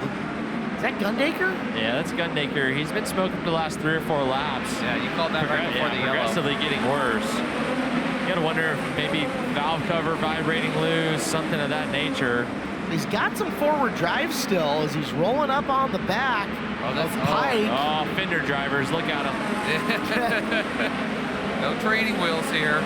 Puts the chrome horn to him. Casey Fredrickson on the move now. Really good move there by Fredrickson after stopping under yellow. Hampton's up to 11th, time running out. 3 to go. Fredrickson to the bottom. Needs a yellow and a prayer. This is not for a transfer spot. So back around the outside goes Pike. And they're both away. There's Pike. You wanted a yellow. You don't want to be the yellow. Oh, Gordy. Oh, Gordy. You see him slamming the wheel, too. You had it. Disappointed that he couldn't keep it rolling. Well, that's Zach Hampton now. 10? Picks the up 2 there. Plus 2. So be 8th with a pair of laps to go. We've seen bigger Hail Marys. We saw Hess pass like 9 cars in a lap last night. So had a good run there, that one through here. You did. Here we go. Here's the iBox Springs replay, and Gunnar Pike, the rookie, just got her around, and Gordy Gundaker nowhere to go. Just overcooked it. Gunnar Pike was 2nd in Race Saver State points in Nebraska and 12th in national points with the Race Saver Sprint car, 305 equivalent. Gordy's just waiting for it to bounce off the nose, and it didn't. Yeah. No nose going there. Running for Michael Kuntz, the car owner on the 17D of Pike. So those Indiana cars, Michael, I believe Bloomington, Indiana. It's a Spike with an S-Slinger power. Gordy, I think Gordy's something's wrong here. He's pointing at something and can't turn. Yeah, something's broke. Probably probably the drag link's really bent where his left front turned real sharp right there. Okay. I bet the drag link's bent over and really limits your steering. There's not a lot of clearance to begin with. So if we get the camera on the left front side of this thing at the radius rods that go from the steering to the axle. Yeah, Clint, you're right. Drag link is broke. I can see it from here. Tie rod intact. It's the other side we need. We need coming off the Pittman arm down to the left front combo arm. Darrell Canfield will get us set up there. Yeah, it's right where the tire's rubbing into the drag link there. And that can be hard to see with the way that you have the headers oriented on most of these things. The drag link runs underneath them and kind of hides. Yeah, pretty looking Rockwell Security 14G there, though. Jeff Taylor, Rick Young, longtime supporters of open wheel dirt racing. Tough break for those guys between Nick Hoffman and Gordy Gundaker. Just not the weekends they were looking for. 2 more laps to decide this. If you're Tyler Robbins, you've dodged a lot of bullets. Yes, you have. Can you need one more? Hopefully only one more. Dodge that final one here. That's going to be the big one. Luke Droce went way high there on the start. Robbins now swaps lines with him in 1 and 2, and that's where Casey Fredrickson might have to to the inside for the transfer. Yeah, Fredrickson to the inside of Robbins for that final transfer. Right along the bottom side of the racetrack. White flags out. Fredrickson has it at the line. Bottom lane, trying to pick up some spots here at the very end. Robbins now on the outside looking in. Hero move through 4, and it is going to be Mitchell, followed by Drachi, Kata, and Fredrickson. Moving into the back of B main number 2. Robbins 5, Cars 6. Johnny Brown Jr., Zach Hampton comes back to 8th, then Gunnar Pike and Brett Glabundy. Back of the L main for Zach Hampton there. But let's check it up top first and foremost. Chris Moore with the K1 Race Gear interview. Yeah, thank you, Caleb. Here with our C Feature number 2 winner, Logan Mitchell. Logan, the record's going to show you started on the pole and won. Certainly didn't look that easy. What do you think in those late yellows with all the chaos going on around you up front? Yeah, I mean, we're running a lower powered Ecotech compared to these full midgets, and I saw the pressure getting higher and I started to lose power at the end. I was just praying and hoping it'd hold on during the yellows because the temperature started getting hot. But man, is it cool to win something here at the Chili Bowl, and thanks to everyone watching back home and my girlfriend's family and everyone and my sponsors, Sideways Designs, Price Right Restaurant Equipment, Larson's Inc., Barnes Welding Supply Co., and everyone that gets me living my dream. Hey, man, you're not done yet. Go make something happen in the B. Good luck. Thanks, that's the plan. All right, there you go, guys. Logan Mitchell, happy to win something, but that win lets him keep going. I just like to point out that he thanked his girlfriend's family before his girlfriend. That's a smart man for future planning. Keep the in-laws in good graces. Well, fresh off one of the best C-mains of the year, it might be the qualifier of the year coming up here in this one, because qualifier 1 absolutely deadly across the board.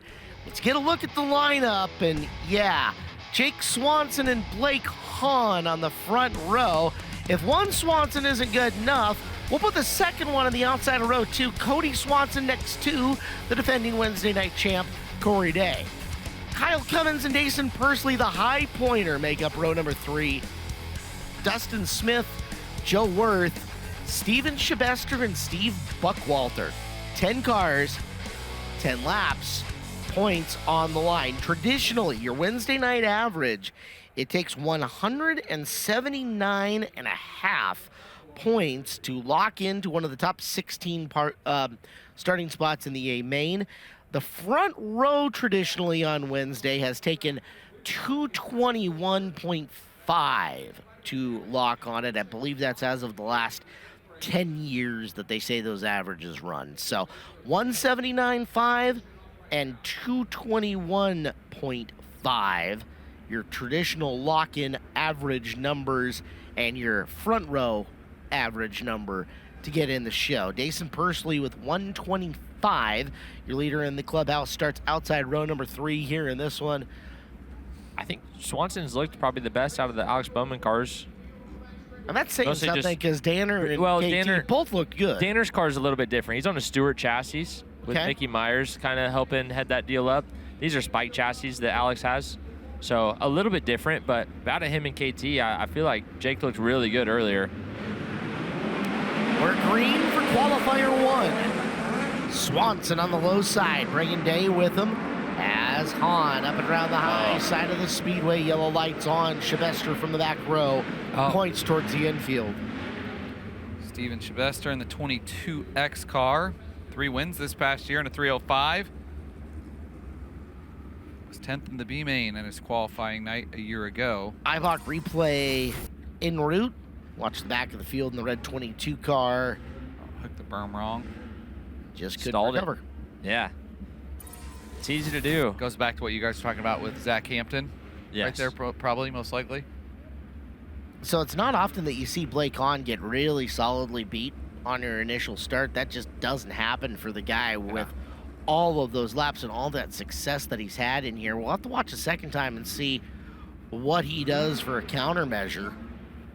I always think it's tough on the outside when guys split wide. I feel like you almost have to live in that danger zone of going early and maybe getting popped for a jump. Yeah. I always see better luck with the outside guy sticking close to the pole sitter and firing with him. But it's in a tough spot here. If I'm Blake Hahn, I'm probably lagging back a little bit, trying to make Jake Swanson just keep an eye out for me as we're rolling up to the line. And if you can time that roll, to his right front really good and try to get to his right front right at the line, you have a 2-3 mile an hour head start, onto the throttle, and that's huge. That multiplies a lot down the straightaway. Makes up that difference from the pole sitter getting the jump. better start for Hahn this time. Swanson still strong along the bottom, though. Yeah, Pursley quickly into the 4th spot. He got a really strong jump on that start. Down low, it's Corey Day trying to take second. Day threatening for the lead on lap number 1 from the low side of the speedway.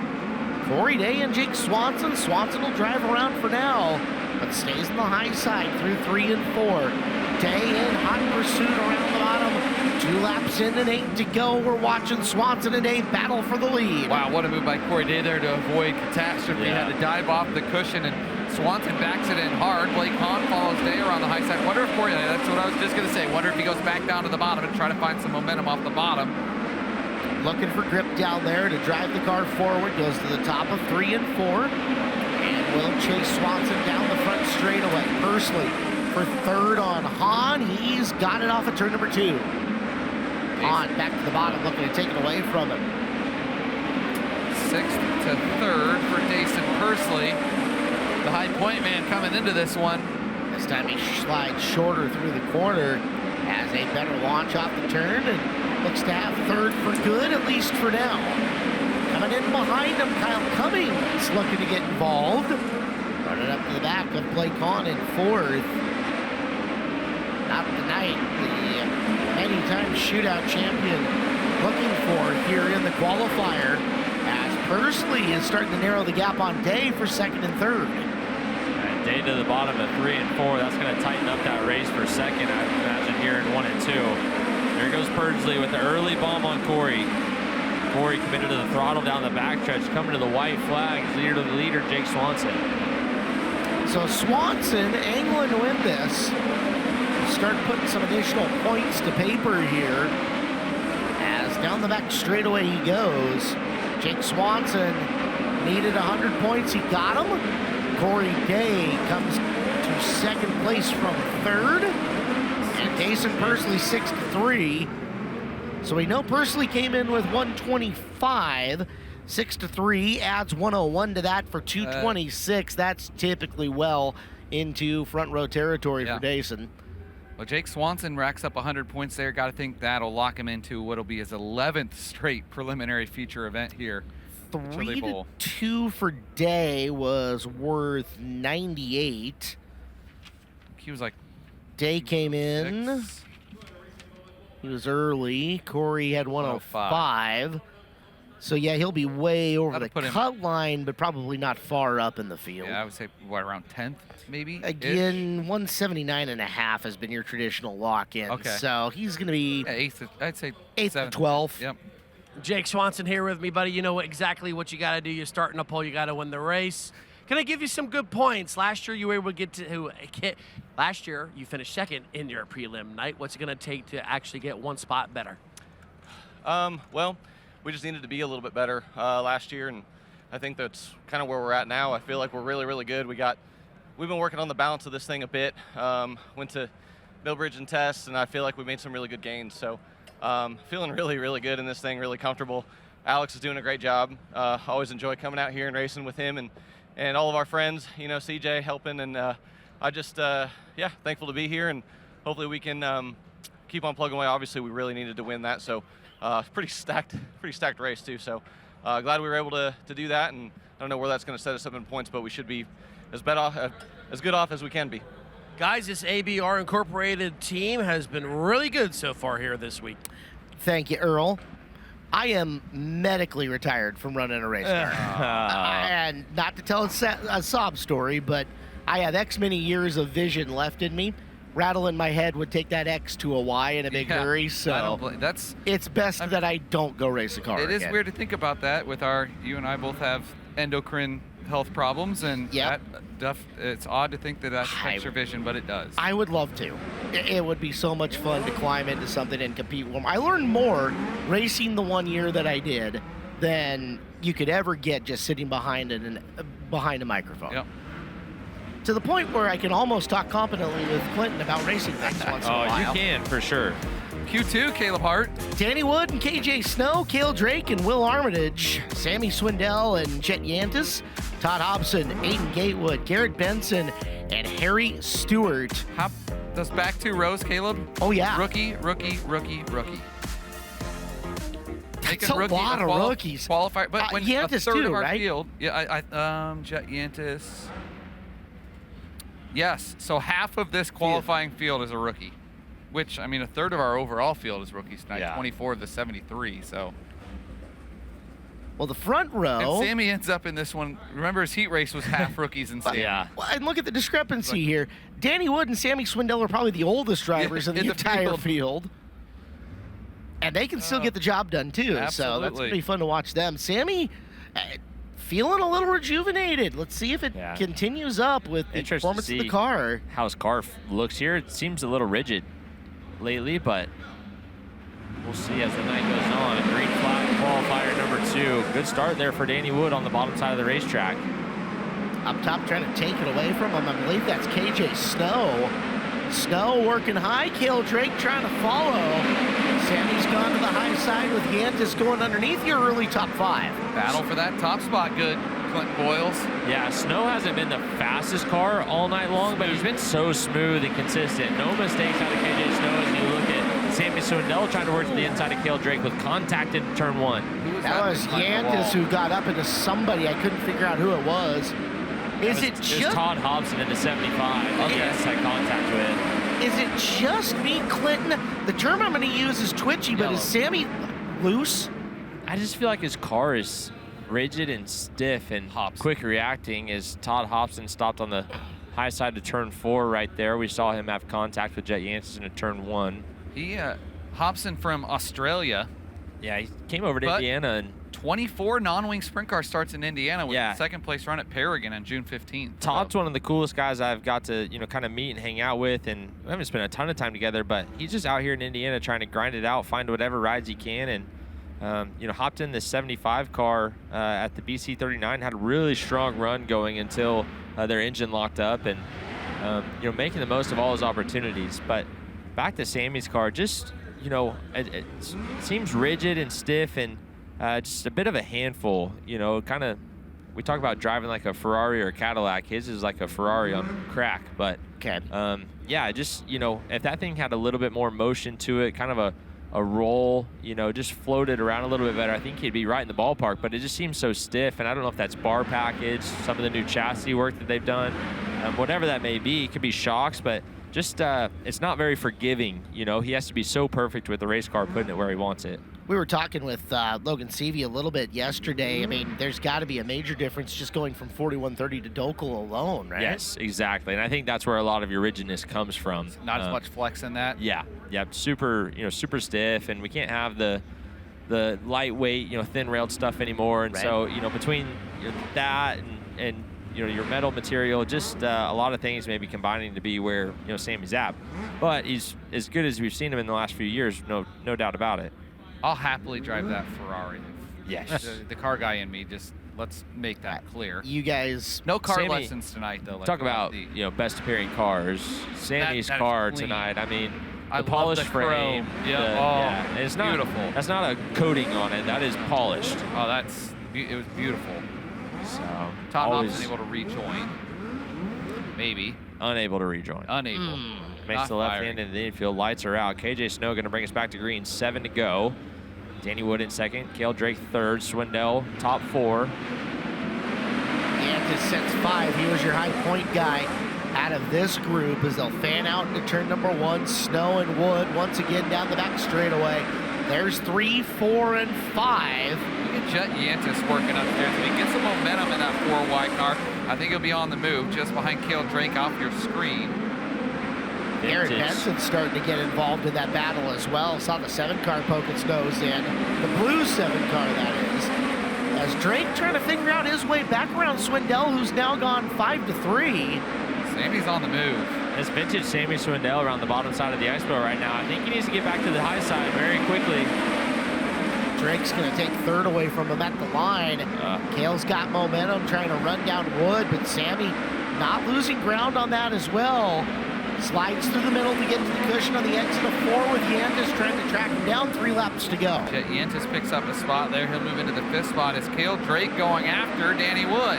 Cale Drake bumped him up a spot, the preliminary A-main starter a year ago in the 97 car, into second.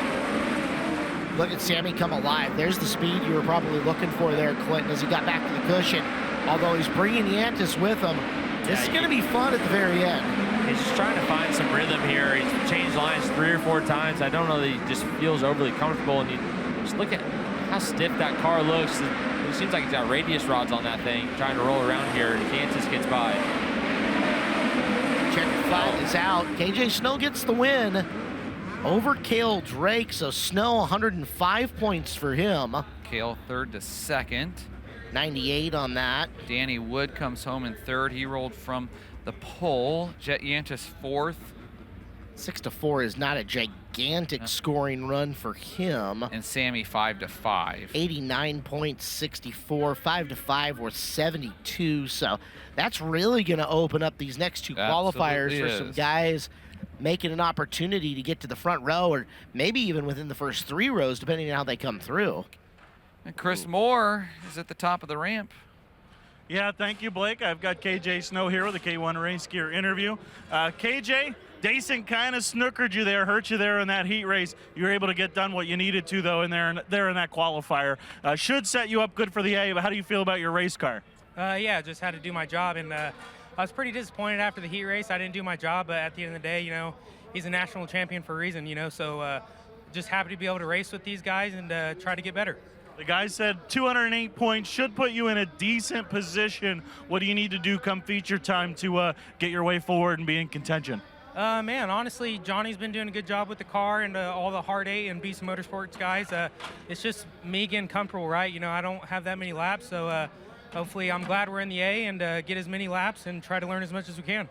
All right, there you go, guys. Not very comfortable, but he looks pretty solid. Don't see the receiver mounted to the hood all that often. Is it a little plastic clip-on mount that they've got that's on the left-hand side of the hood there? Need to get him with Dave Sharpley. Yeah, Dave Sharpley, hook him up with a receiver holder, go on the side of your helmet. Brannigan Rourke and Steven Snyder Jr. make up row number 1. Colby Copeland and Rylan Gray are in row number 2 with Max Adams and Tim Buckwalter in row 3. Shelby Hinton and Alex Yankowski in row 4. Alex Bright and Lonnie Oliver in row number 5. Boy, Chris Moore's not going to know who to I row know. for. He's going to be so divided. Lost. 5 rows deep. Your phone will be ringing in less than a minute. Less than a minute. We said that about me jumping in the car. All 3 of my friends were trying to find one. The phone lit up. Yeah. Caitlin thought your top 15 was hilarious. She's right. Rourke. I'll drop the stats for you. Snyder. Copeland and Gray to the green. Brannigan Rourke, a good start. Look at Steven Snyder. Man, going on the high side. Here comes Colby Copeland. Colby Copeland he gets around this place. Copeland up into second. They're almost 3 wide for third. Buckwalter. Buckwalter's the guy I got my eye on. Dude. He's ripping right now. He's just doing Buckwalter things. Down there around the bottom, picking up some spots. Alex Bright picking up a spot there. Boy, someone is sour out there. Eh? Buckwalter is fighting for second away from Copeland. Bidding for the lead on Steven Snyder Jr. Turn 1. Who's that facing the wrong Lonnie way? Oliver. Nope, Alex Yankowski. I knew it was someone towards the back. Saw him I think it appeared this was from afar, and obviously we don't have the greatest vantage point here, but it kind of looked like killed it again, the way the car kind of just died. And we'll see if we can get IBOC replay, though. Hey, Blake, Chris just Moore. to let you know, you guys were talking about somebody's motor sounding like it was laying over. Brannigan Rourke, I believe, is the car, so keep an eye on that. It is rattling the building. I don't think it's Rourke. He just gassed it up and didn't have that sound to it. I'd keep my eye on Max Adams. Yeah. They're close. They're all him, Max Adams, Hinton, and Rourke right there. But Rourke just gassed it up and sounded normal out to my ear. But I would take a bet on Max Adams. So Snyder now knows Buckwalter's coming. If he didn't, he's got to have guys signaling him saying, look out, boys. 29 on the bottom has been wicked quick. Start this again with 8 laps remaining, and you can hear that here in the booth. Somebody's engine is not at full stroke. Snyder Jr. and Buckwalter for the lead. Copeland. Now Bright getting by Gray. That is for 4th. Alex Bright 9th to 4th. There you go. What Mike Hess talked about earlier. Starting deep, Michael, and making some moves. Down the front straightaway. Snyder's adjusted to the low side. Buckwalter will follow him with Copeland Trying to make a long path up and around the top. Snyder Jr. needs this. It'd be another 105-point score for him. 6-2 for Buckwalter. Should be good enough to put him on the front row if he can hold it for now. You're watching Gray battling with the 4 of Hinton for position. Rylan Gray searching for something that he hasn't been able to find here in this qualifier. Shelby Hinton pushing him around for the 5th position. I think it is Max Adams. This boy, Steven Snyder Jr., we know he knows how to get around this place. He just needs some lady luck. Guys, 2nd place is going to come into picture here. Jimmy. Yeah, it's Copeland, though, rolling in on him. He's found some rhythm up in the high groove, and Buckwalter has lost some space to Snyder Jr. See if Buckwalter makes the adjustment with Alex Bright, slowly reeling them in as well, but time running out on everybody as Copeland takes 2nd. Colby Copeland, the man on the move, the 27W, an 8-time winner this past season, 2 in a 360 sprint car. Steven Snyder Jr. over $100,000 in a micro earned last year. He'll pick up the qualifier win in qualifier 3. Steven Snyder Jr. was 4th in his prelim a year ago. Caleb Hart, he is a 1-time Saturday Night A-Main starter. Last year finished 23rd. Tonight, looking to go for his 3rd straight qualifier, 3rd straight preliminary. I mean, he won a qualifier last year too. Oh boy. Bright 9-4, and 9th to 4 adds 104 points. Yeah, I don't think Alex in his heat was probably very happy with how they ran, and Brian and Mike got to work on the car and looked like it got him a little better there. That one spot that Buckwalter just gave up from 6 to 3 instead of 6-2 is absolutely the difference between the front row and maybe row 2 here in this one. Took him from what would have been a 113-point score to 101. Ooh. The 101's going to put him, I want to say, at 219. See if I can find Timmy from earlier here. That'll still be. He had 150. He'll be at 216. So that might be row 2, might be row 3, depending on what this last qualifier looks like, as opposed to 228, which would absolutely put him on the pole as of right now. So it's a big spot. Up top to the international sex symbol, Earl Hoon Jr. Steven Snyder Jr. here with me, guys. We talked to you a lot last weekend during their shootout. Unfortunately, things didn't quite turn out how you wanted it to. However, you don't think about that because this is a brand new car, brand new event. You're starting your prelim night off well. You're going to put you at a pretty good starting spot, hopefully, there for the A main. Your thoughts going into that event? You know the cars well. You know, I feel like I made a mistake there in the heat. You know, they definitely had a car to win. I just could have, you know, played the racecraft differently there. So, you know, me and Chase went back to the drawing board for this qualifier, and you know, the car felt really good everywhere I put it. So, you know, I'm grateful for them, and hopefully it puts us in the top 8 for the future. Steven Snyder Jr. is going to get the dub in the qualifier, guys. Blake Anderson, you mentioned it. Snyder Jr. earning over $100,000 this past year in micro sprint competition. Thank you. Or unofficially, the top 8 after 3 qualifiers: Pursley, Buckwalter, Snow, Snyder, Yantis, Day, and Drake. And Copeland. Could go a lot of different directions with one left. David Camfield Jr., Taylor Reimer on the front row of this. Tanner Berryhill and Emerson Axum, Brandon Welty, and Mitchell Moles, Colton Cottle, Landon Brett, J.J. Yaley, and Colby Stubblefield make it up your 10 cars. So, yep, Pursley at 226. He's solid. Yeah, It'll be tough to knock him off. He's got 9 points on Tim Buckwalter, or 10 points, excuse me, on Tim Buckwalter. Buckwalter, Snow, and Snyder, 2, 3, and 4. Yantis and Day, Drake and Copeland. Everybody over 200 is set. They're in this top field. 8. Yeah. And I think probably Swanson and Cummings. Swanson at 196 is Cummings fine. At 185 going to be. Yeah. Maybe on the cut line. We'll see what guys can drop here in this. Bright, Hahn, and Wood are in trouble. Yeah. Depending on what happens. So. We've seen crazier things happen. Well, see how crazy it gets in qualifier 4. Words of Frank Costanza. Let's rumble. Taylor Reimer a little slow to the draw there, it looked like. Oh, trying to split the difference. Emerson Axum stuck the nose in, thought better of it. Lap number 1. David Camfield Jr. is your race leader. Yeah. He's got Axum, who's gone to the bottom, and Reimer trying to wind her up around the cushion, battle with a couple of the Heath Kuntz Motorsports cars. They're going to try to track down Canfield out in front of this. Canfield was a preliminary A-main starter a year ago. Big moment there for Axum on the bike on the bottom of 1 and 2. Axum's going to have to get off the bottom. You got to think so, because I don't think Canfield will leave the bottom. Yeah, he's going to get an opportunity to line it up. Yellow flag here. Tanner Berryhill started inside row number 2 as the guy pointing the wrong way. He had a chance to really do something, and this qualifier not going so well for him. Out in the back of the field. Yeah, Tanner talked earlier today to our flow team about how much pressure he puts on himself for this Chili Bowl and his family's history, and not the qualifier he wanted. Ibach replay coming. Tanner, H-main winner back in 2023. Just trying to get down in front of Mitchell Moles and overcooked it. Tanner trying to get back to the Prelim A for the first time since 2022. Gonna have a long road ahead of him tonight. Yeah. Okay, and points coming into this. 5 micro starts this past season, so not a whole lot of racing for Tanner. Second Opinion Auto Center cars have looked pretty good at times over the course of the Chili Bowl Nationals so far, but it had been Berryhill who had looked the best of them.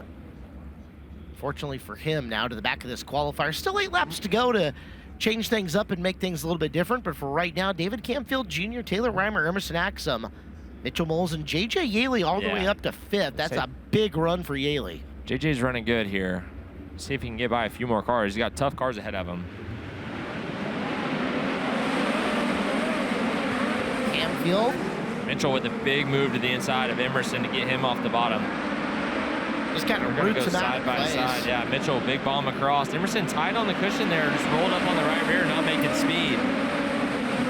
Although this time, Emerson's got a better line underneath Moles coming out of turn number 2. Yeah. Might be trading 3rd back. And guys, David Camfield says, you race back there. Have at her. Axum now climbing his way to 2nd. Short slide on Reimer. Doesn't come all the way up to the cushion. Taylor keeps her foot in it. She's got the 2 spot. Camfield misses the bottom.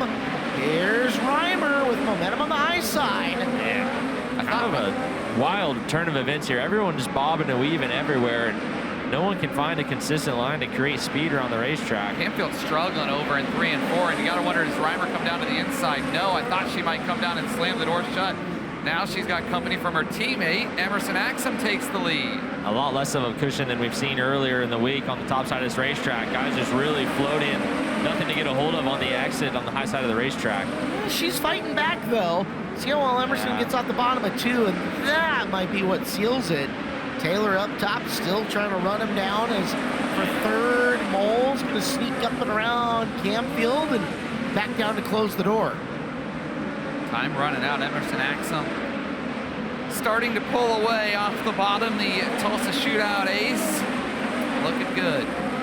Moles could really use this spot. This would be huge for him. Yaley could also use 4th from Camfield if he can get it, but here's the checkered. All done. Axum wins. Reimer holds off Moles. Yaley does get Camfield. Cottle, Welty, Berryhill, Britt, and Stubblefield. 9th to 3rd for JJ, or 9th to 4th for Yaley, excuse me. And impressive season for Emerson Axum as he's kind of been transitioning to a wing sprint car. He picked up a 410 and a 360 sprint car win at the Sprint Car Capital of the World this year. 104 points for JJ there. That's a good, solid rebound. 110 for Emerson's going to set him better than where he was, and Moles ends up 6 to 3. That's 101. Well, Wikipedia will get to work doing what he does, and we will have tentative A-main and B-main lineups in no time. We'll go up with Chris Moore with the winner of that last qualifier before we get to that, Caleb. Yeah, thank you, Emerson Axum here. Emerson, you had to work for that one, kind of were roadblocked for a little bit, but what did you find down on the bottom you were able to make work? Yeah, I don't know. I mean, the top, I think the top's just as good. It's just the guy on the bottom wasn't really nailing the bottom, and the girl on the top wasn't really committing. I felt like she was sliding herself some, and I brought Mitchell to me, and that, for a minute, I was worried.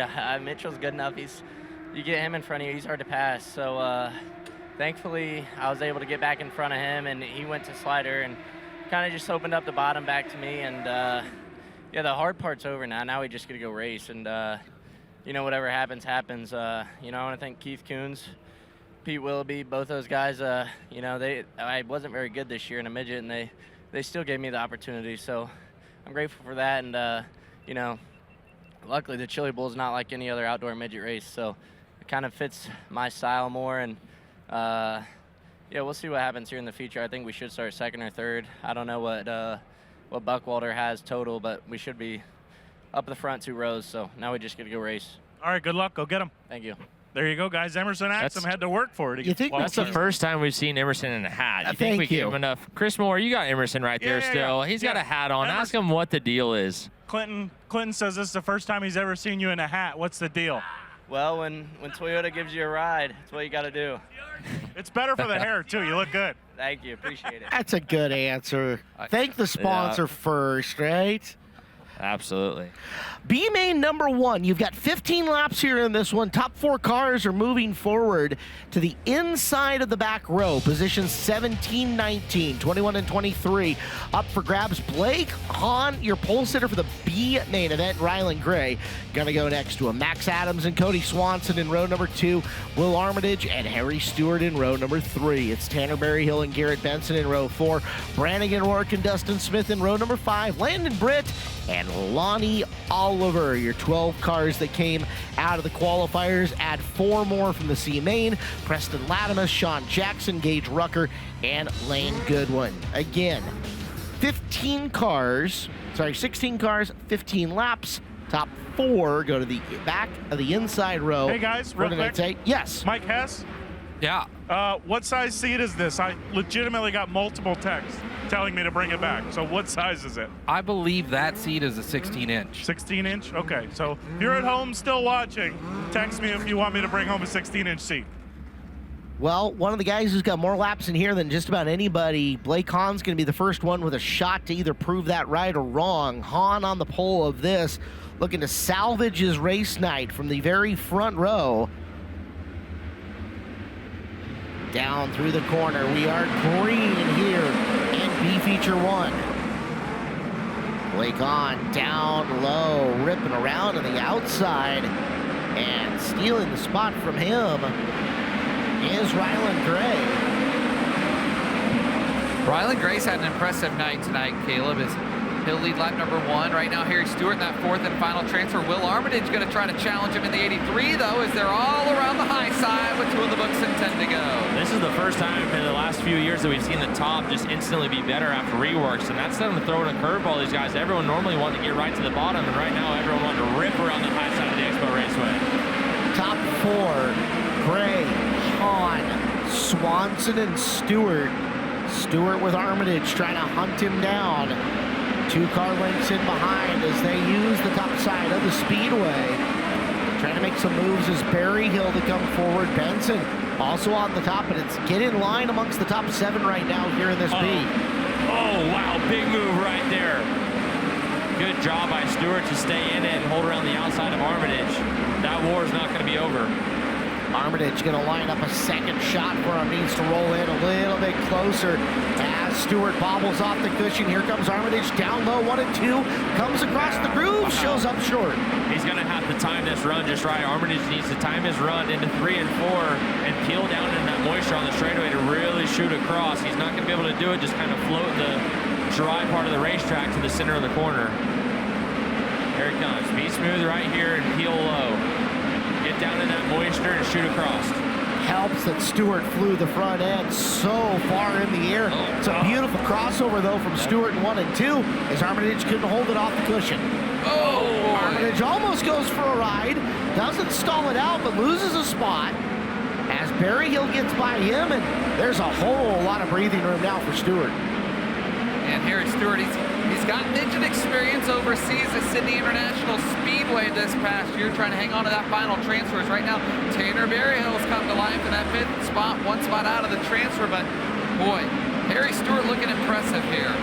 Working in slower traffic now as Rylan Gray putting some cars a lap down. Blake Hahn not in your picture. Gray using the bottom of the racetrack and using it to get by the slower guys. So the low side has definitely got some speed in it. 2 lap cars in between your leader and Blake Hahn as time's running out in this one. Rylan Gray, Blake Hahn, Cody Swanson, and Harry Stewart, your top 4 is, oh boy, Cody Swanson struggles on the cushion that time. And that enables Harry Stewart to close the gap on him. That's your race for 3rd. Those guys need to be smart about this, or you're going to suck in Berryhill really fast. You don't want to get racing here in this final lap and let you open yourself up from behind. White flag is in the air, one single time left around. Armitage going to the bottom to try to steal 5th away from Berryhill. Berryhill crosses him up, but guys, that spot doesn't matter. Only the top 4 do. Rylan Gray has got it. Blake Hahn, Cody Swanson, and Harry Stewart moving to the A main.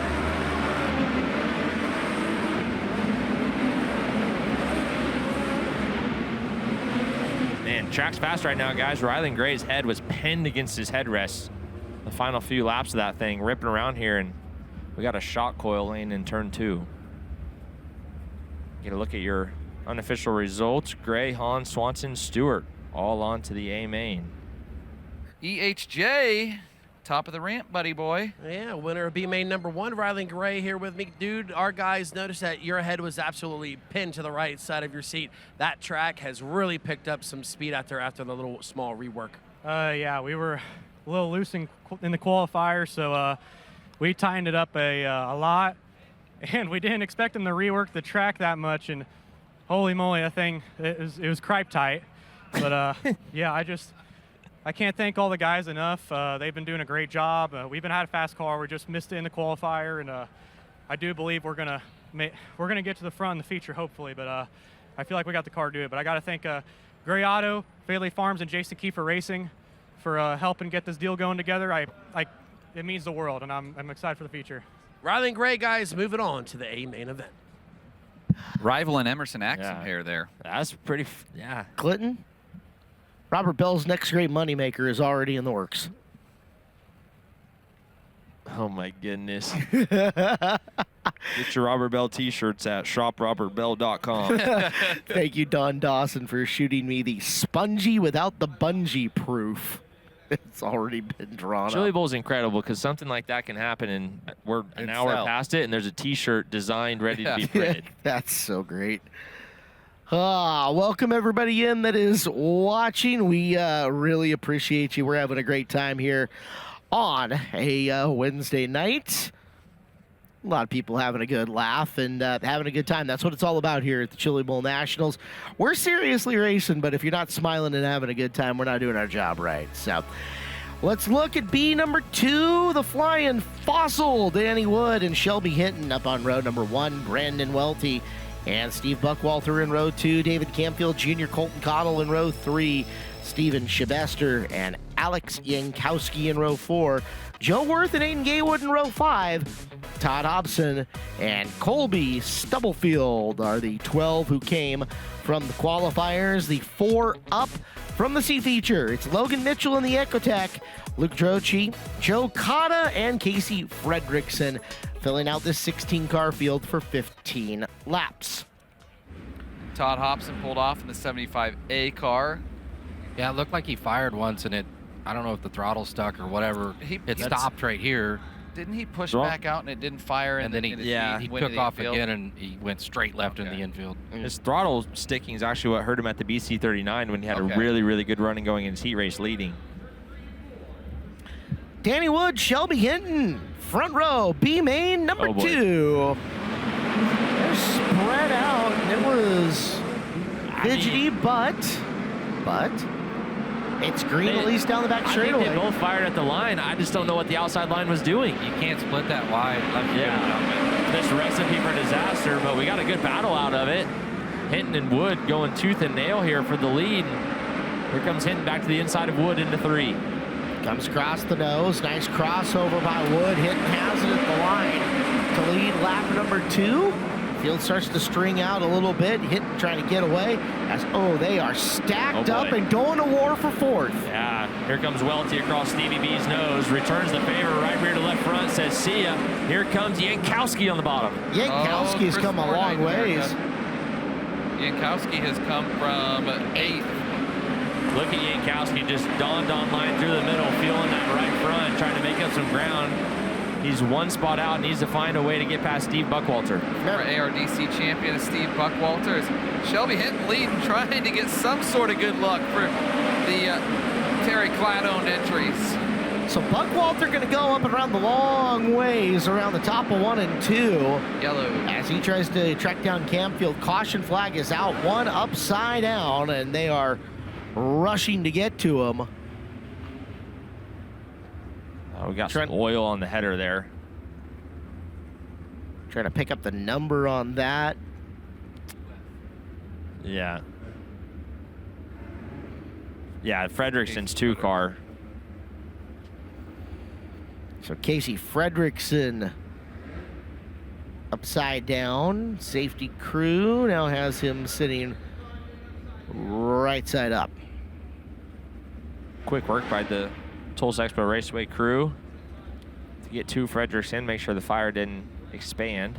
They're usually quickly on the scene. Chris is down there. When you're ready, Chris, you can take it away. Let us know what you see. Yeah, it's spewing oil out of the engine here for Casey Fredrickson. Other than that, just some left front shock damage. Looks like front axle's bent, and Casey's going to climb out of the race car. We'll try to get a word with him, but yeah, safety crews were hot on the scene. There is a lot of oil and fluid down here over in between turns 1 and 2.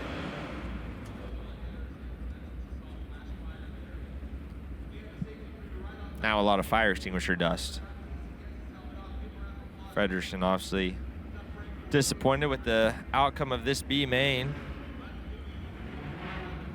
Good to see him jump out of the car and walk away, though. Always the first thing you want to see anytime a car gets upside down in any manner.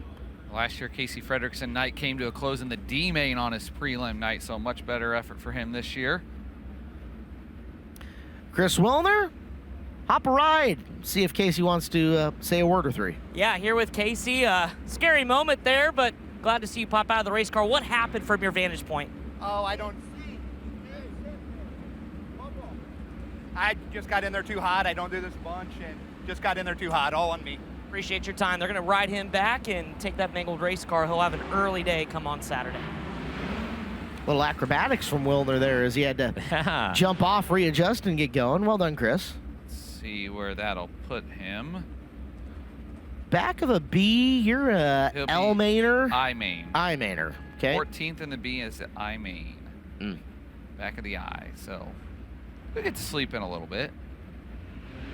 Just enough. We'll have P mains on Saturday. 9 a.m., I believe, Central Standard Time, thereabouts, somewhere in there. All-day coverage here, Saturday on FloRacing. Shootout prepped us. That's right. Yeah, shootout, that's... You'll be fine. You're coming in strong in the morning. We'll be good. We'll be. You're going to find a NOS Energy Drink Sonic Sour. You're darn right I am. And you are just going to right through. We'll power. I believe in you. Oh, absolutely. I'll get me a Sonic Sour. I'll be good to go. You know what I'm going to do? Sleep in. I'm going to go get Chick-fil-A breakfast. And make Chris Moore the saddest panda. Send a picture in the chat. Thank you, Kyler. Yeah, you think Kyler would have got that for us during shootout? I would have thought. But you know. Next year, I guess. So we are 5 laps in. Got 10 to go here. Out in front, Shelby Hinton. It's Danny Wood. David Camfield Jr., Steve Buckwalter. Alex Jankowski is going to start in behind Buckwalter, looking to find that 4th and final transfer. Green flag is out. David Camfield Jr. on the bottom there, looking to shoot by Danny Wood. He'll take the spot. There's a battle for the transfer. Alex Jankowski to the inside. Jankowski rolling the bottom really well in the restart. Big move to get the top around. Buckwalter doesn't quite clear him. Buckwalter back around the outside, down the backstretch. Here comes Brandon Welty on the inside underneath Jankowski. It's getting physical. Everybody trying every inch of the racetrack and not willing to yield a single position. Now Shabester is going up to the high side. Darts down low. Might have surprised Jankowski. Keeps his foot in it. Massive wheel stand off the corner. And that's your leader. No, not your leader. Sorry, 46X. Joe Cotta. Shelby Hinton has people back home. You just broke their heart for a split second. I saw the 4 and then I blanked that the 6 was not a B. It happens. It's okay. Hinton, Wood, Camfield Jr., and Buckwalter still 1 through 4. That was getting sporty. Now that wheelie by Yankowski down the front stretch Pretty could have impressive. ended a lot worse than that. He balanced it well. It's not easy to throttle these things and control a wheelie. I think this is his, second time in midget, first time being practice night, and then now, and to be able to settle it down that quick. He's actually ran some midget Did he run stuff some back okay. east. Yeah, I not a didn't lot, see but that when I was looking at his stuff. some Sidewinder stuff. I've seen him. I did some research Still on his impressive. profile. Make Still sure impressive. Chris Moore wasn't bringing somebody that was going to just make me look silly. Alex, young gun. What'd you say, guys? I got a man here talking to me. What'd you say? No, we weren't talking to you. You just I go heard back, my name. mind your business. Yankowski did pick up a micro win, though. Yeah, He got a micro win. At Chris Wilner's favorite place. He was 6th in short track Super Series points and the Fonda Speedway modified track champion this year. Chris has spent a couple of nights at Fonda through the years. Still on the outside looking in here in this one. Set in the 5th position, trying to chase down Stevie Buckwalter. That's some good moves. He just got to time his move on Buckwalter good. I would imagine Buckwalter goes back to the top here. He seems comfortable up there. Camfield hasn't left the bottom all night, so Buckwalter knows if you want to get around Camfield, it's going to the top, which he's going to do. Coming out of the second corner. Much better start for Buckwalter that time. He seems a little smoother up there. To Camfield's credit, too. He's been good down around the low side of the speedway. He's hunting for an A-main start. Down there pushing Danny Wood around. There goes Buckwalter up top, trying to steal third away. Yankowski gonna have to run down that top 4, but time's starting to run out. 10 down, 5 to go. 10 down, 5 to go, and the battle for the second spot stays good. I think the one to watch right here is going to be Sylvester. As I say that, he completely messes up 3 and 4, but he was closing in on Buckwalter faster than Yankowski was. Danny Wood taking that second spot back from David Camfield Jr.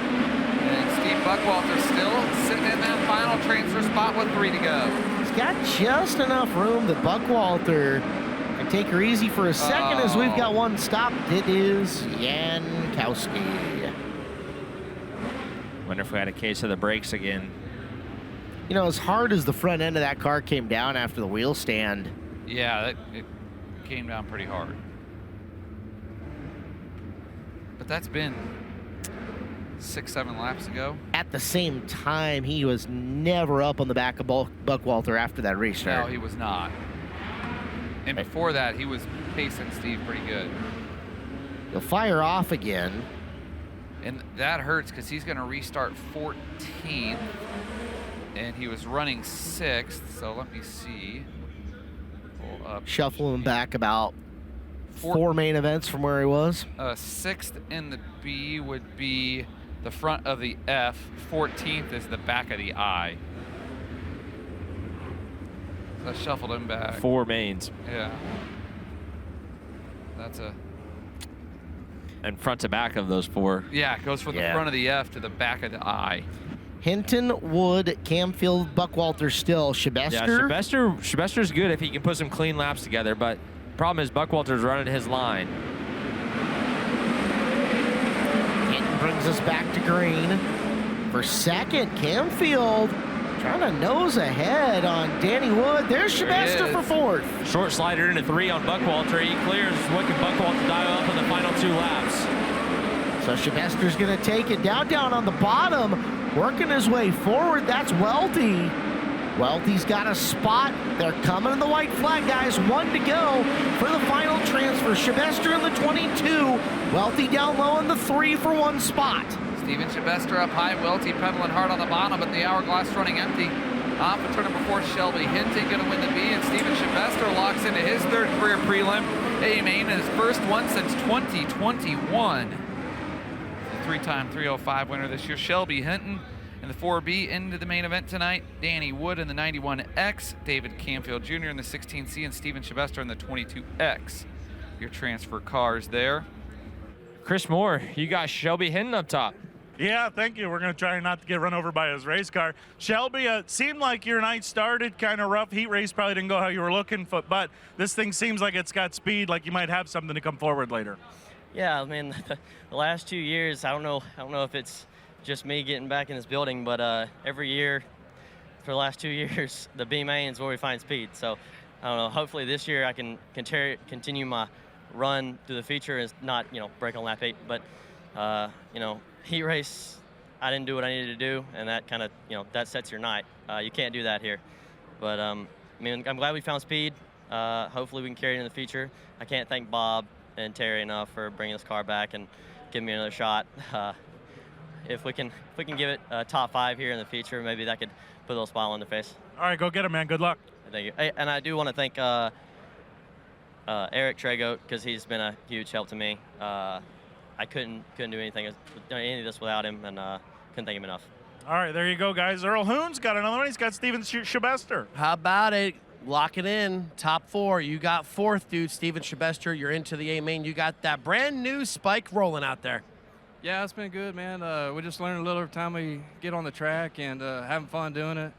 Glad we made the show for the team. We've been missing the prelim night last couple years, so it's glad to make it in the show and get a couple spots. Were you potentially having some power steering problems out there at all? Yeah, we got to go check it out. We got some power steered fluid leaking down. I got a little bit on my suit, and we got to go check it out, make sure we're good for the A. Going to be a short turnaround. We'll let you get back there. Congratulations, and moving on to the A main.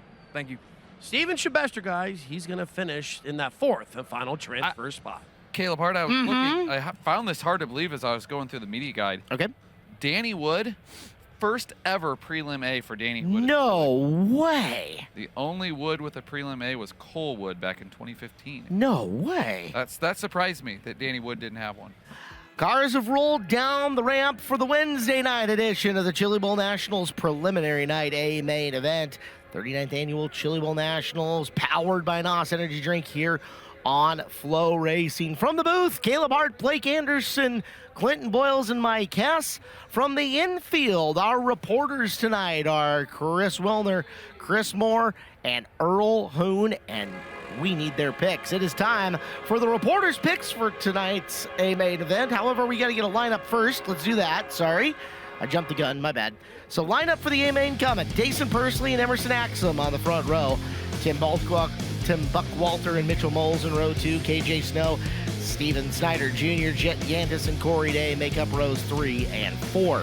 Cale Drake and Colby Copeland, Jake Swanson and Taylor Reimer make up the 5th and 6th rows comparatively. As we move to row number 7, Kyle Cummins and Sammy Swindell. Row number 8, the final of the lock-ins, Alex Bright and JJ Yaley. B-main move-ups, Ryland Gray and Shelby Hinton, Blake Hahn and Danny Wood, Cody Swanson and David Camfield Jr., Harry Stewart, and Steven Shabester. There's your 24 cars, 30 times around. Top 2 lock into the main event on Saturday night. The pole shuffle, in fact, on Saturday afternoon. Really coming off a career year. Started with a broken ankle, foot. Yeah, it's surgery. Yeah, major had surgery. Got back just in time to start the USAC Silver Crown season and won 5 of them. Yeah, I think the 12. It's nuts. What Cody continues to do year after year on the Silver Crown side. Go ahead, Chris. He couldn't get it fired up. Up the ramp he goes. Well, the world has spoken, and I'm getting my phone blown up. Our former, and hopefully once again at some point, coworker Eric List says Corey Day. Yeah. A couple other people's chiming in that they think Day from 8th is looking good. Although there's a lot of guys getting drafted all over the place here in this. I truly think Mike's pick is going to be the tough one to beat. I just think Dason has been a rocket. Yeah, I wanted to stick it and stay with the High Limit family also, so. It's on brand, Mike. I like it. Yeah. All right. Ladies and gentlemen, boys and girls, here at night number 3 of the Chili Bowl, it's showtime!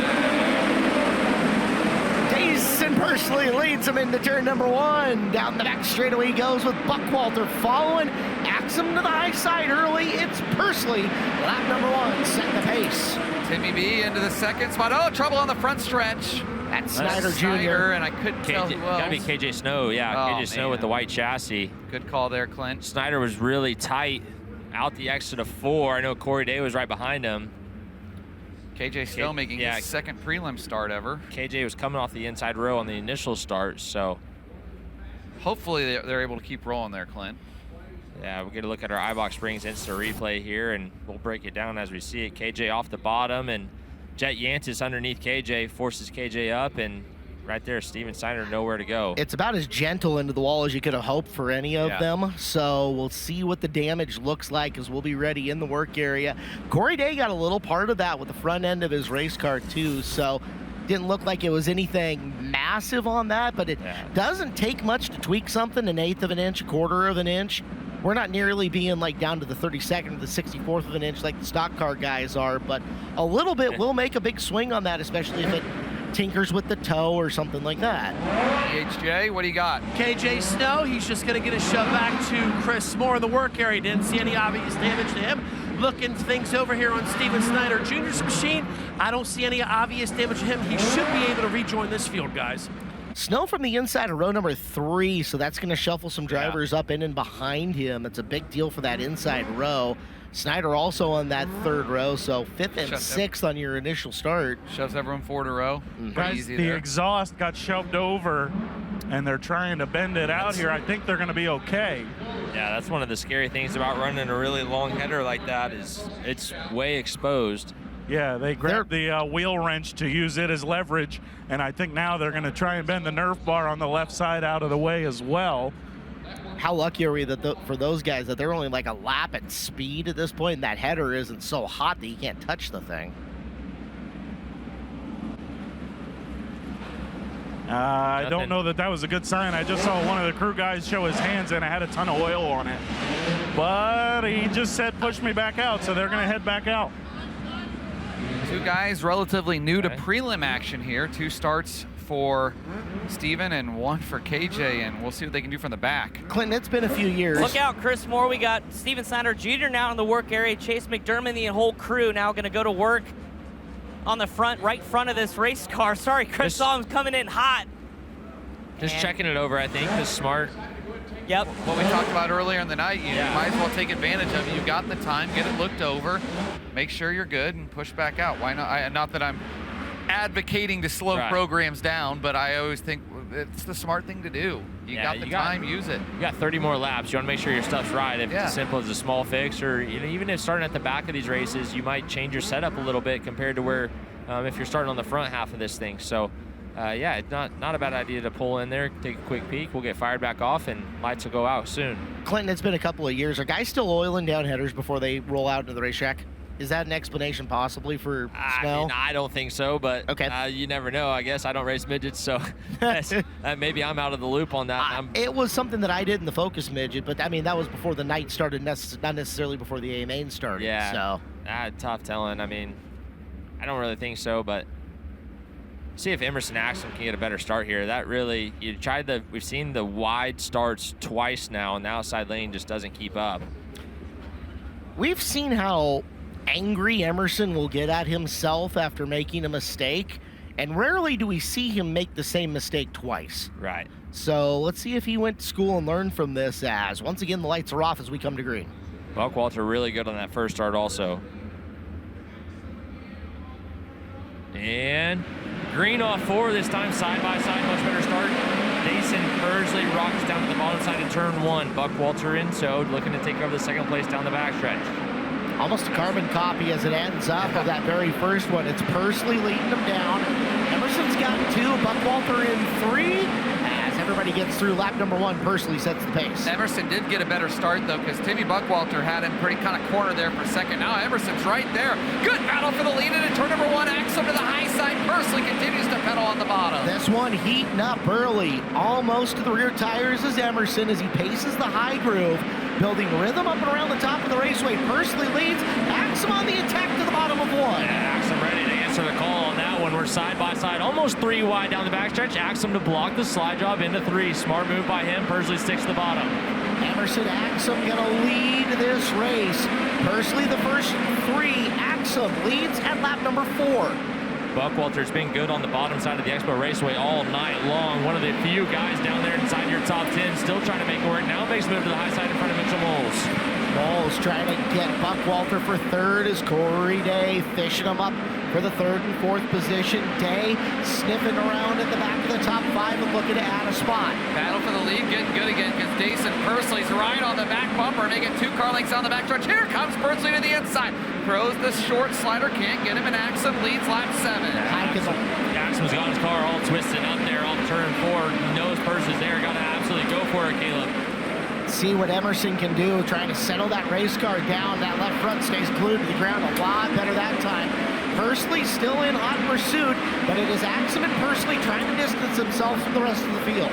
So far, Pursley's cars looked a little bit more stable than Emerson. Emerson kind of fighting that left front up, pulling wheelies, and Pursley's car very tame and calm. We'll see as his track wears out if Axum's car has more drive than Pursley's come to the end of it. Lap traffic about to start to play a role here, Caleb Hart. They're about a half a straightaway back from the lap cars, and that's when things will get interesting with 20 to go. You're looking at Cale Drake trying to reel in Corey Day for 5th. Meanwhile, back to the lead out in front. 1/3 of the way through. Axum ahead of Pursley and starting to put slower traffic in his rearview mirror. The advantage they have is right now the lap car is pretty much circling around the bottom of the racetrack, and there's a big slider by Corey Day. Move him into the 4th spot. Mitchell comes right back at it. Mitchell Moles takes the spot. Day cuts underneath it. Great battle for 4th, and here comes Cale Drake. Nice crossover by Day in the middle of the corner. Can Moles return the favor? Coming off of 2, it looks like it's Day as he gets down to block the return move. Day flies the front end for a second, but he's got 4th away from Moles with Drake on the attack for 5th. Drake rolls the ball. We got one into the wall. Sammy Swindell into the wall, and another car right with him. Shelby Hinton. Shelby Hinton, I believe. Yep, with the Beast car on the side. They were running Sammy 13th and 15th at the time. Sammy doesn't appear to be happy. Yeah, guys, that actually started Alex Bright through in a absolute bomb from Locust Grove that just got the front end of Sammy Swindell, and it brought Shelby Hinton with him. Both cars coming to a stop. Sammy luckily just nudged it against the wall. Don't think anybody's got too much damage. Good reporting there, Chris. We can look at our iBox screens. It's a replay, and there you see the slider. And I almost think Alex tried to leave a lane out there. Sammy had saw him coming and was trying to turn down and just got over-rotated where he couldn't do anything behind him. It's cliche, but racing deal happens, especially here at the Chili Bowl. So Swindell pointed the right direction. We'll see if he can restart again. He was 13th at the time. As man on the move from in behind him, it is Blake Hahn who is coming from position 19. Hahn has worked his way up to 12th here in the early going, or at least the first third, almost to the halfway point of this main event. We'll give you a rundown. It's Axum and Pursley, Timmy Buckwalter, Corey Day, Mitchell Moles 1 through 5, Cale Drake, Jet Yantis, Taylor Reimer having a good run in 8th, Jake Swanson is 9, and Kyle Cummins, your current top 10. Chance for all these drivers, whoever has cockpit adjustments for the shocks in there to work on them, change compressions, change rebound on what they're after, Guys, see if they can make some more grip. Shelby Hinton's here in the work area. He's got a flat right rear tire. At the very least, he's asking to look at something on the rear end of the race car, but the right rear tire is absolutely flat, and doesn't look like anybody's got any tools to change it. Now here we are. They've got a wheel cover on. They're going to have to get it off, and I don't see a right rear tire anywhere. Hopefully somebody's on their way down the ramp with one, but they don't have a new tire. Doesn't seem to be in a hurry. No, not really in a hurry. Nobody's here to pick up the rear end of the race car. Not in great shape here. They're going to try and get this old one off, but again, no new one to put on, and nobody really here jumping in to pick up the rear end of the race car for them either. I think those guys at the back of it are ready to go. Yeah. It's just, why get the thing in the air if there's no tire ready? No, they're on their way down the ramp now, but they're going to have to hustle, guys. Sammy Swindelli will get rolling his 30th preliminary A main start, Caleb. Yeah, guys, I'm not sure also, too, if you saw it in the background of the work area, KJ Snow, who started 5th, just pulled off the racetrack. His night is done. Look at this, Brian Dunlap with a gun. Dunlap. Yep. Lights are going out, but, man, they were close. They don't want Dunlap's gun. Could be a difference in spline, axle size also. 31 spline versus 36 is a legit thing. As we get ready to go, Axum has led since lap number 4. Pursley, Buckwalter, Day up to 4th as we're back to green. Timmy Buckwalter goes to the high side. Did that open the door for Day? And here comes Dayson on the bottom. Emerson got a way better start than he anticipated and slid himself in 1 and 2. Cost him a little bit of time. Pursley on the bottom, Axum on the high side, trying to get it wound back up. Corey Day nearly got her on the bike there, battling for the third spot. And oh boy, Day and Buckwalter side by side. Buckwalter lifts the front end. Buckwalter's not going to give anything willingly. He makes Day fight for it. But here at the halfway point, Corey Day has got third and is moving up. Yellow lights blink on Taylor Reimer, who was up to 8th, running 9th at the time together with Alex Bright. Yeah, Bright involved again here. And that might have been Bright catching the tail end of it, as Reimer was 4 spots ahead of him the last time by the flag stand. So Taylor Reimer, who had advanced from 12th, puts her on her lid at the halfway point here in this main event. Axum, Pursley, Day, Buckwalter, and Moles, Yantis and Drake, Swanson, now Copeland 9, and up into 10th will be Blake Hahn from the B. This is a tricky part of the race, guys, because we've seen you go out here and just run wide open for the first 10, 12 laps, and all of a sudden the track's starting to slick off, the cushion's getting built up, and it'll bite you if you're not careful. And on these restarts, you fire back off with some low right rear air pressure, and upside down you go. Earl Hoon, you're down there. Let us know what you see. Yeah, Reimer down here. She's going to stay in the car and sit in disbelief. But yeah, there's damage here to the left front of the buzz balls, K25. Obviously, you see the flat tire here on the left rear. Battle bar is caved in a little bit on the left side. I couldn't really get over to the right side, but yeah, still a lot of damage here on the buzz balls cocktail 25. Guys, Alex Bright came to the work area. They checked him out, said he's okay, so he's going to head back out onto the racetrack. But Bright got a quick checkup. Taylor's also leaking oil all down the racetrack. I don't know if that's overflow and run out of sitting upside down, or you can run with a flat left front, but it's got to be on the bead. Those guys would be smart, probably just try to beat it back up, huh, Mike? Yeah, in a hurry there, you could just try to put some air in and get it back up there with the left rear flat and everything else they're going to have to look at here. Yeah, they're getting the left front off. They've got the wheel runs here for the left rear. I think they're not going to have any problem with the left front, but getting the left rear done in time is going to be the challenge here. Trying to especially pick it up already on the up on the jack or on the side-by-side. I don't think they can get it. They got it. Leave it to the KKM guys. Yeah. Yeah, no kidding. Organized and orchestrated. Lights are going out right now, guys. Not going to make it. Needs to catch another quick yellow. Man, the timing is so tight on these. So Axum, let's see what kind of start he gets this time. Pursley tried to take advantage in the last one. It is Corey Day sitting in the 3rd spot at the moment. Axum, Pursley, Day. 1, 2, and 3 with Buckwalter and Moles making up the remainder of the top 5. Half of the main event to go. And Emerson on the hammer once again. Lots of speed into turn number 1. Up and around the top. Pursley digging down low, swims it off the cushion. Now Pursley again going way downtown, comes up just a little bit short as Axum leads.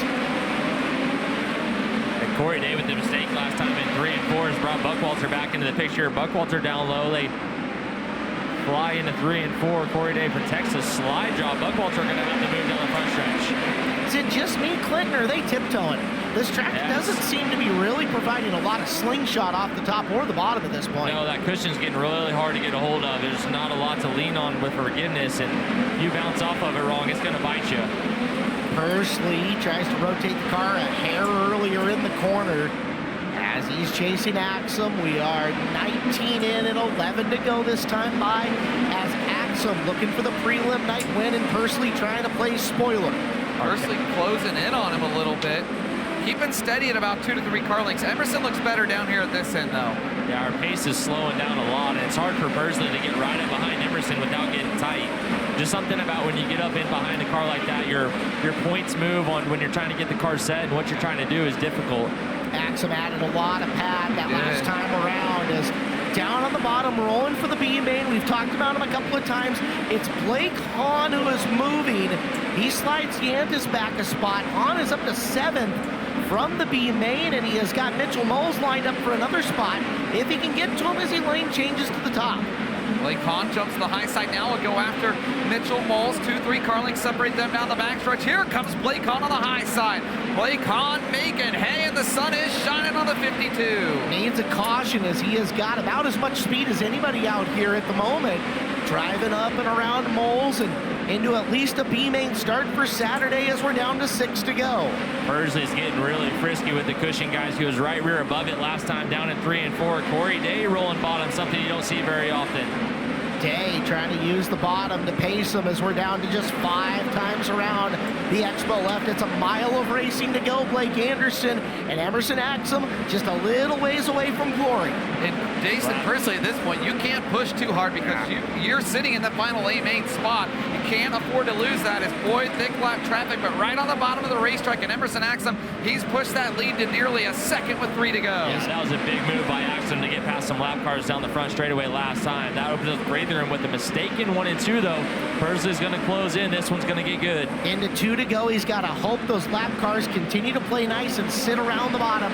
Just 2 more times around for the driver who has won the Tulsa shootout, but he's looking for a prelim night win. Coming into 1 to go, and Dason Pursley getting awfully close. Dason Pursley chopping into that lead. White flag flies. 1 to go. It's 3 car lengths. Do you settle in or do you make a move? Oh, Dason misses in turn 2. Turns down the hill, down the backstretch for the final time. Dason with the pick on Sammy, can't make a move. Emerson Axum off turn 4. Prelim white night win number 1, Emerson Axum. Dason Pursley second, Corey Day third, Tim Buckwalter fourth, and Cale Drake rounds out the top 5. Blake Hahn from the B to 6th. Mitchell Moles 7th. Jet Yantis 8th. Good run for the rookie there. Kyle Cummins 9th, and Jake Swanson the top 10 for Alex Bowman Racing.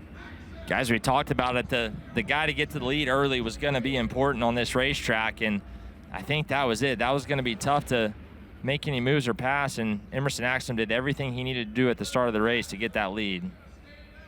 That second start was so much better for him. He wasn't in the lead coming off of it, but it set him up so much better for the early portion of this main event. And the first win of the week for Keith Kuntz Motorsports comes in with Emerson Axum on Wednesday night. You can see how much it means to him. He's accomplished so much at the Tulsa shootout, and he feels like he's been on the verge of all of it at the Chili Bowl and finally breaking through to get his first prelim night win. His 5th straight preliminary A main, 4th straight, 4th straight top 10, 3rd straight top 5. He's kind of been chipping away at it. Got 2nd 2 years ago, 5th last year, now into victory lane. Keith down there, pumped up there. And a cool main event win for a kid who I think understands the gravity of what it means to win here at the Expo Raceway. And now he does it in front of the big crowd on Wednesday night. Look at that guy behind him right there. I think he's as happy and as relieved can be also. This is Keith's own car that he totally works on himself, is in total control of, decides who sits in the seat of that thing. Hug from Dason's mom, or Emerson's mom. Well, the choice for Keith paid off big time tonight. Yeah. Emerson Axum gets the victory. Chuck Gurney there. Jay Drake coming in with the mask on there. Neil Cowman from Hoosier Tire. Keone Teixeira there, former Pro Sprint driver at Knoxville Raceway, working for Keith Kuntz Motorsports this week. A lot of experience in that victory lane in there with Emerson. And like that, let's kick things down to victory lane with the house. I tell you what, you pulled off some really big wins in your career, but I think you just pulled off the biggest one, very well executed. Tell us about it, son. Yeah, man. I knew tonight would be hard. Corey and Dason are really good on these kind of racetracks, and I knew with Dason starting on the front row, he was going to be tough to beat, but, you know, I'm glad he started there so we could see how good our stuff was. You know, he ran second to Bell in the Race of Champions, so obviously our stuff's really good. He got technical, but Keith, he brings the best cars to the building, and I was a little tight, but, you know, I think we found some stuff that could get us better, and I'm worn out, man. I don't think. Yeah, you're a little gassed. It's not like me, but yeah, I'm just super thankful for Toyota, Keith, Pete, Willoughby, man. I struggled on the outdoor stuff this year, and luckily Chili Bowl's its own place, and I'm just glad to get it done and lock us into the show, put us in a good spot, and just give us a chance. Very well done, very well executed. We'll let you whisk on down the way and get a word with the fine folks of Flow, buddy. Yeah, thank you. All right, Franklin, Indiana's Emerson Axum. Congratulations to EA. Emerson Axum has become one of the best here at the Expo Raceway, and tonight he gets it done in the midget. Axum, Pursley, Day, Buckwalter, Drake, Hahn, Moles, Yantis, Cummins, and Swanson. Steven Snyder Jr. recovers to 11th. JJ Yaley, 12. Colby Copeland, Rylan Gray, and Harry Stewart ends up 15th on this field. Let's go down. Chris Wilner has got third place. Corey Day. An 8th to 3rd run for Corey Day, but boy, I know you wanted to get into that lock-in spot for sure. It was a good effort to get up into the top 5 early, but what was the difference at the end? Especially just seemed like that top just got really treacherous. Yeah, I did. The top just really lipped up, and I was actually making adjustments to my right rear shock, and I guess something hit it, and the adjuster cable wasn't hooked up, so I really wasn't helping myself at all. So, and then yeah, late there we just got around those lap cars, and you know, it was going to do me no good to hammer it up to their bumper, and just you know, I couldn't slide them. Lap cars were all around the bottom, so yeah, tough. Needed a yellow there, but you know, for how our night started car-wise, you know, we went 2-1 in our heat, but I wasn't happy and Willie wasn't happy, so we definitely got closer there. Just need a little more. I know you don't do this a lot in terms of midget racing, but just how good is this car, this combination with you and Willie? Yeah, it's really good. You know, the guys that ran 1 and 2, one team's got 16 cars for R&D, and the other one's got, you know, 8 or something. It's just, you know, Willie and I. So proud of our effort, of course. Wish we could have backed up with a win like we did last year, but all good. We're in a B, I think that puts us. So yeah, all good. Front of a B for Corey Day, last year's prelim winner, settling for 3rd, guys. Guys, I did notice that in that first lap, the deal with Corey Day, that the right rear shock adjuster was knocked off. So, yeah, tough deal for him there, because I'm sure he wanted to make those adjustments and, you know, a change on that car throughout the run, and wasn't able to do that. Chris Moore has got our second lock-in, Dason Pursley. Yeah, I've got a runner-up, Dason Pursley here. Dason, you seem kind of mixed emotions. Locking in's great, but I know you feel like you maybe let one get away. What'd you need to do differently to hold off Emerson? Yeah, I just felt like, you know, I led the first, you know, couple there on the bottom, and just didn't really, I felt good enough where he wasn't just going to circle me, so decided to move up, I think, a corner, maybe a lap too late, to allow him just to kind of slide me into one, and then let him kind of control the race. So yeah, it is what it is. I felt like we had equal cars, and then the pace was fast with just me and him up there. It was just kind of who just got to the lead first when it jumped up to the top, and he got there first. So yeah, like you said, just mixed emotions. Losing from the poles never fun. So yeah, we'll get back to the drawing board, and then I'll do a little bit better job come Saturday on my end, and we got the pole shuffles. So start moving around there and just see what we can do. Playing it back, do you think any one of those restarts you could have done anything differently to at least maybe start mixing it up with him? Yeah, I mean, I tried to run the bottom there the first restart, and then, you know, honestly, I felt like when he would split himself into 1 and 2, I was like, I'm going to get side by side with him down the back straightaway, and then that was probably my chance to maybe try to slide him and start mixing around, but I just didn't feel like I would clear it, and then I decided to roll the bottom that restart, and then jump back up to the top and started pacing him again. But the last restart, I tried to slide him in 3 and 4, and then just didn't have enough grip to get across and through there and then get to the curb in front of him. So yeah, we'll just get a little bit better. CB Industries guys, Chad and Pristine Auction, Toyota Racing, and Dawson Energy Drink, Avani Windows and Doors, they have a great piece over there. I just feel like I need to drive it a little bit better, and that's what we're going to do come Saturday in the pole shuffle and see if we can make up a couple rows there. All right, there you go, guys. Dason Pursley, disappointed, but a runner-up and a lock-in nevertheless. Thank you, Chris. As we'll get a chance to talk to your winner here in just a couple of seconds as Victory Lane continues here on FloRacing. Excited to see what Emerson Axum has to say. That's a huge win for that young man. And, well, Chris Wilner, you get a chance to talk to Emerson Axum. I do. Fellow Hoosier, Emerson Axum, finally, 5 years. You're here, a prelim winner at the Chili Bowl. We saw the emotions of you getting out of the race car. What's the magnitude? How does the dream match up to reality? Yeah, man, I've worked really hard at this race, and I've always seemed to take myself out of contention. And, you know, this year, literally walking into the building, I kind of, like, at shootout, I was so nervous for my first heat race. I did terrible. And then the rest of the week, I felt like I had nothing to lose. So I came in here with that attitude of like, trust your ability, just go out and do your job. And you know, obviously I know I got a really good race car, and it's kind of crazy that we're on Wednesday. I'm Keith's first winner, so that's rare. But he's had shots to win in the past couple nights, and his stuff's been good. It just hadn't fallen his way, and races go different ways. But man, it feels good because like I just smiling in my helmet, man. It's the shootout means a lot to me, but this race is it's, you know, I'm a sprint car guy right now, but to me, you know, the biggest race of the year is still Chili Bowl.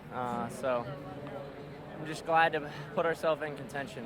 You know, the hard part's over. Now we go out Saturday and just do our job, and whatever happens, happens, and just go do our best. And you know, our stuff's really fast. Dason ran second in the Race of Champions, tracking down Bell. So I seen him up on the screen chasing me. Luckily, he's smart enough racer to know top 2 transfer, and you know, ran me clean the whole race. And yeah, just, I don't know. I'm just so happy, and I'm so thankful for Keith because I sucked in the outdoor midget season, man, like bad. So I thought I was honestly going to get fired, and thank God he didn't fire me. Redemption for Emerson Axum, prelim winner here on Wednesday night at the Chili Bowl. We'll see him Saturday night.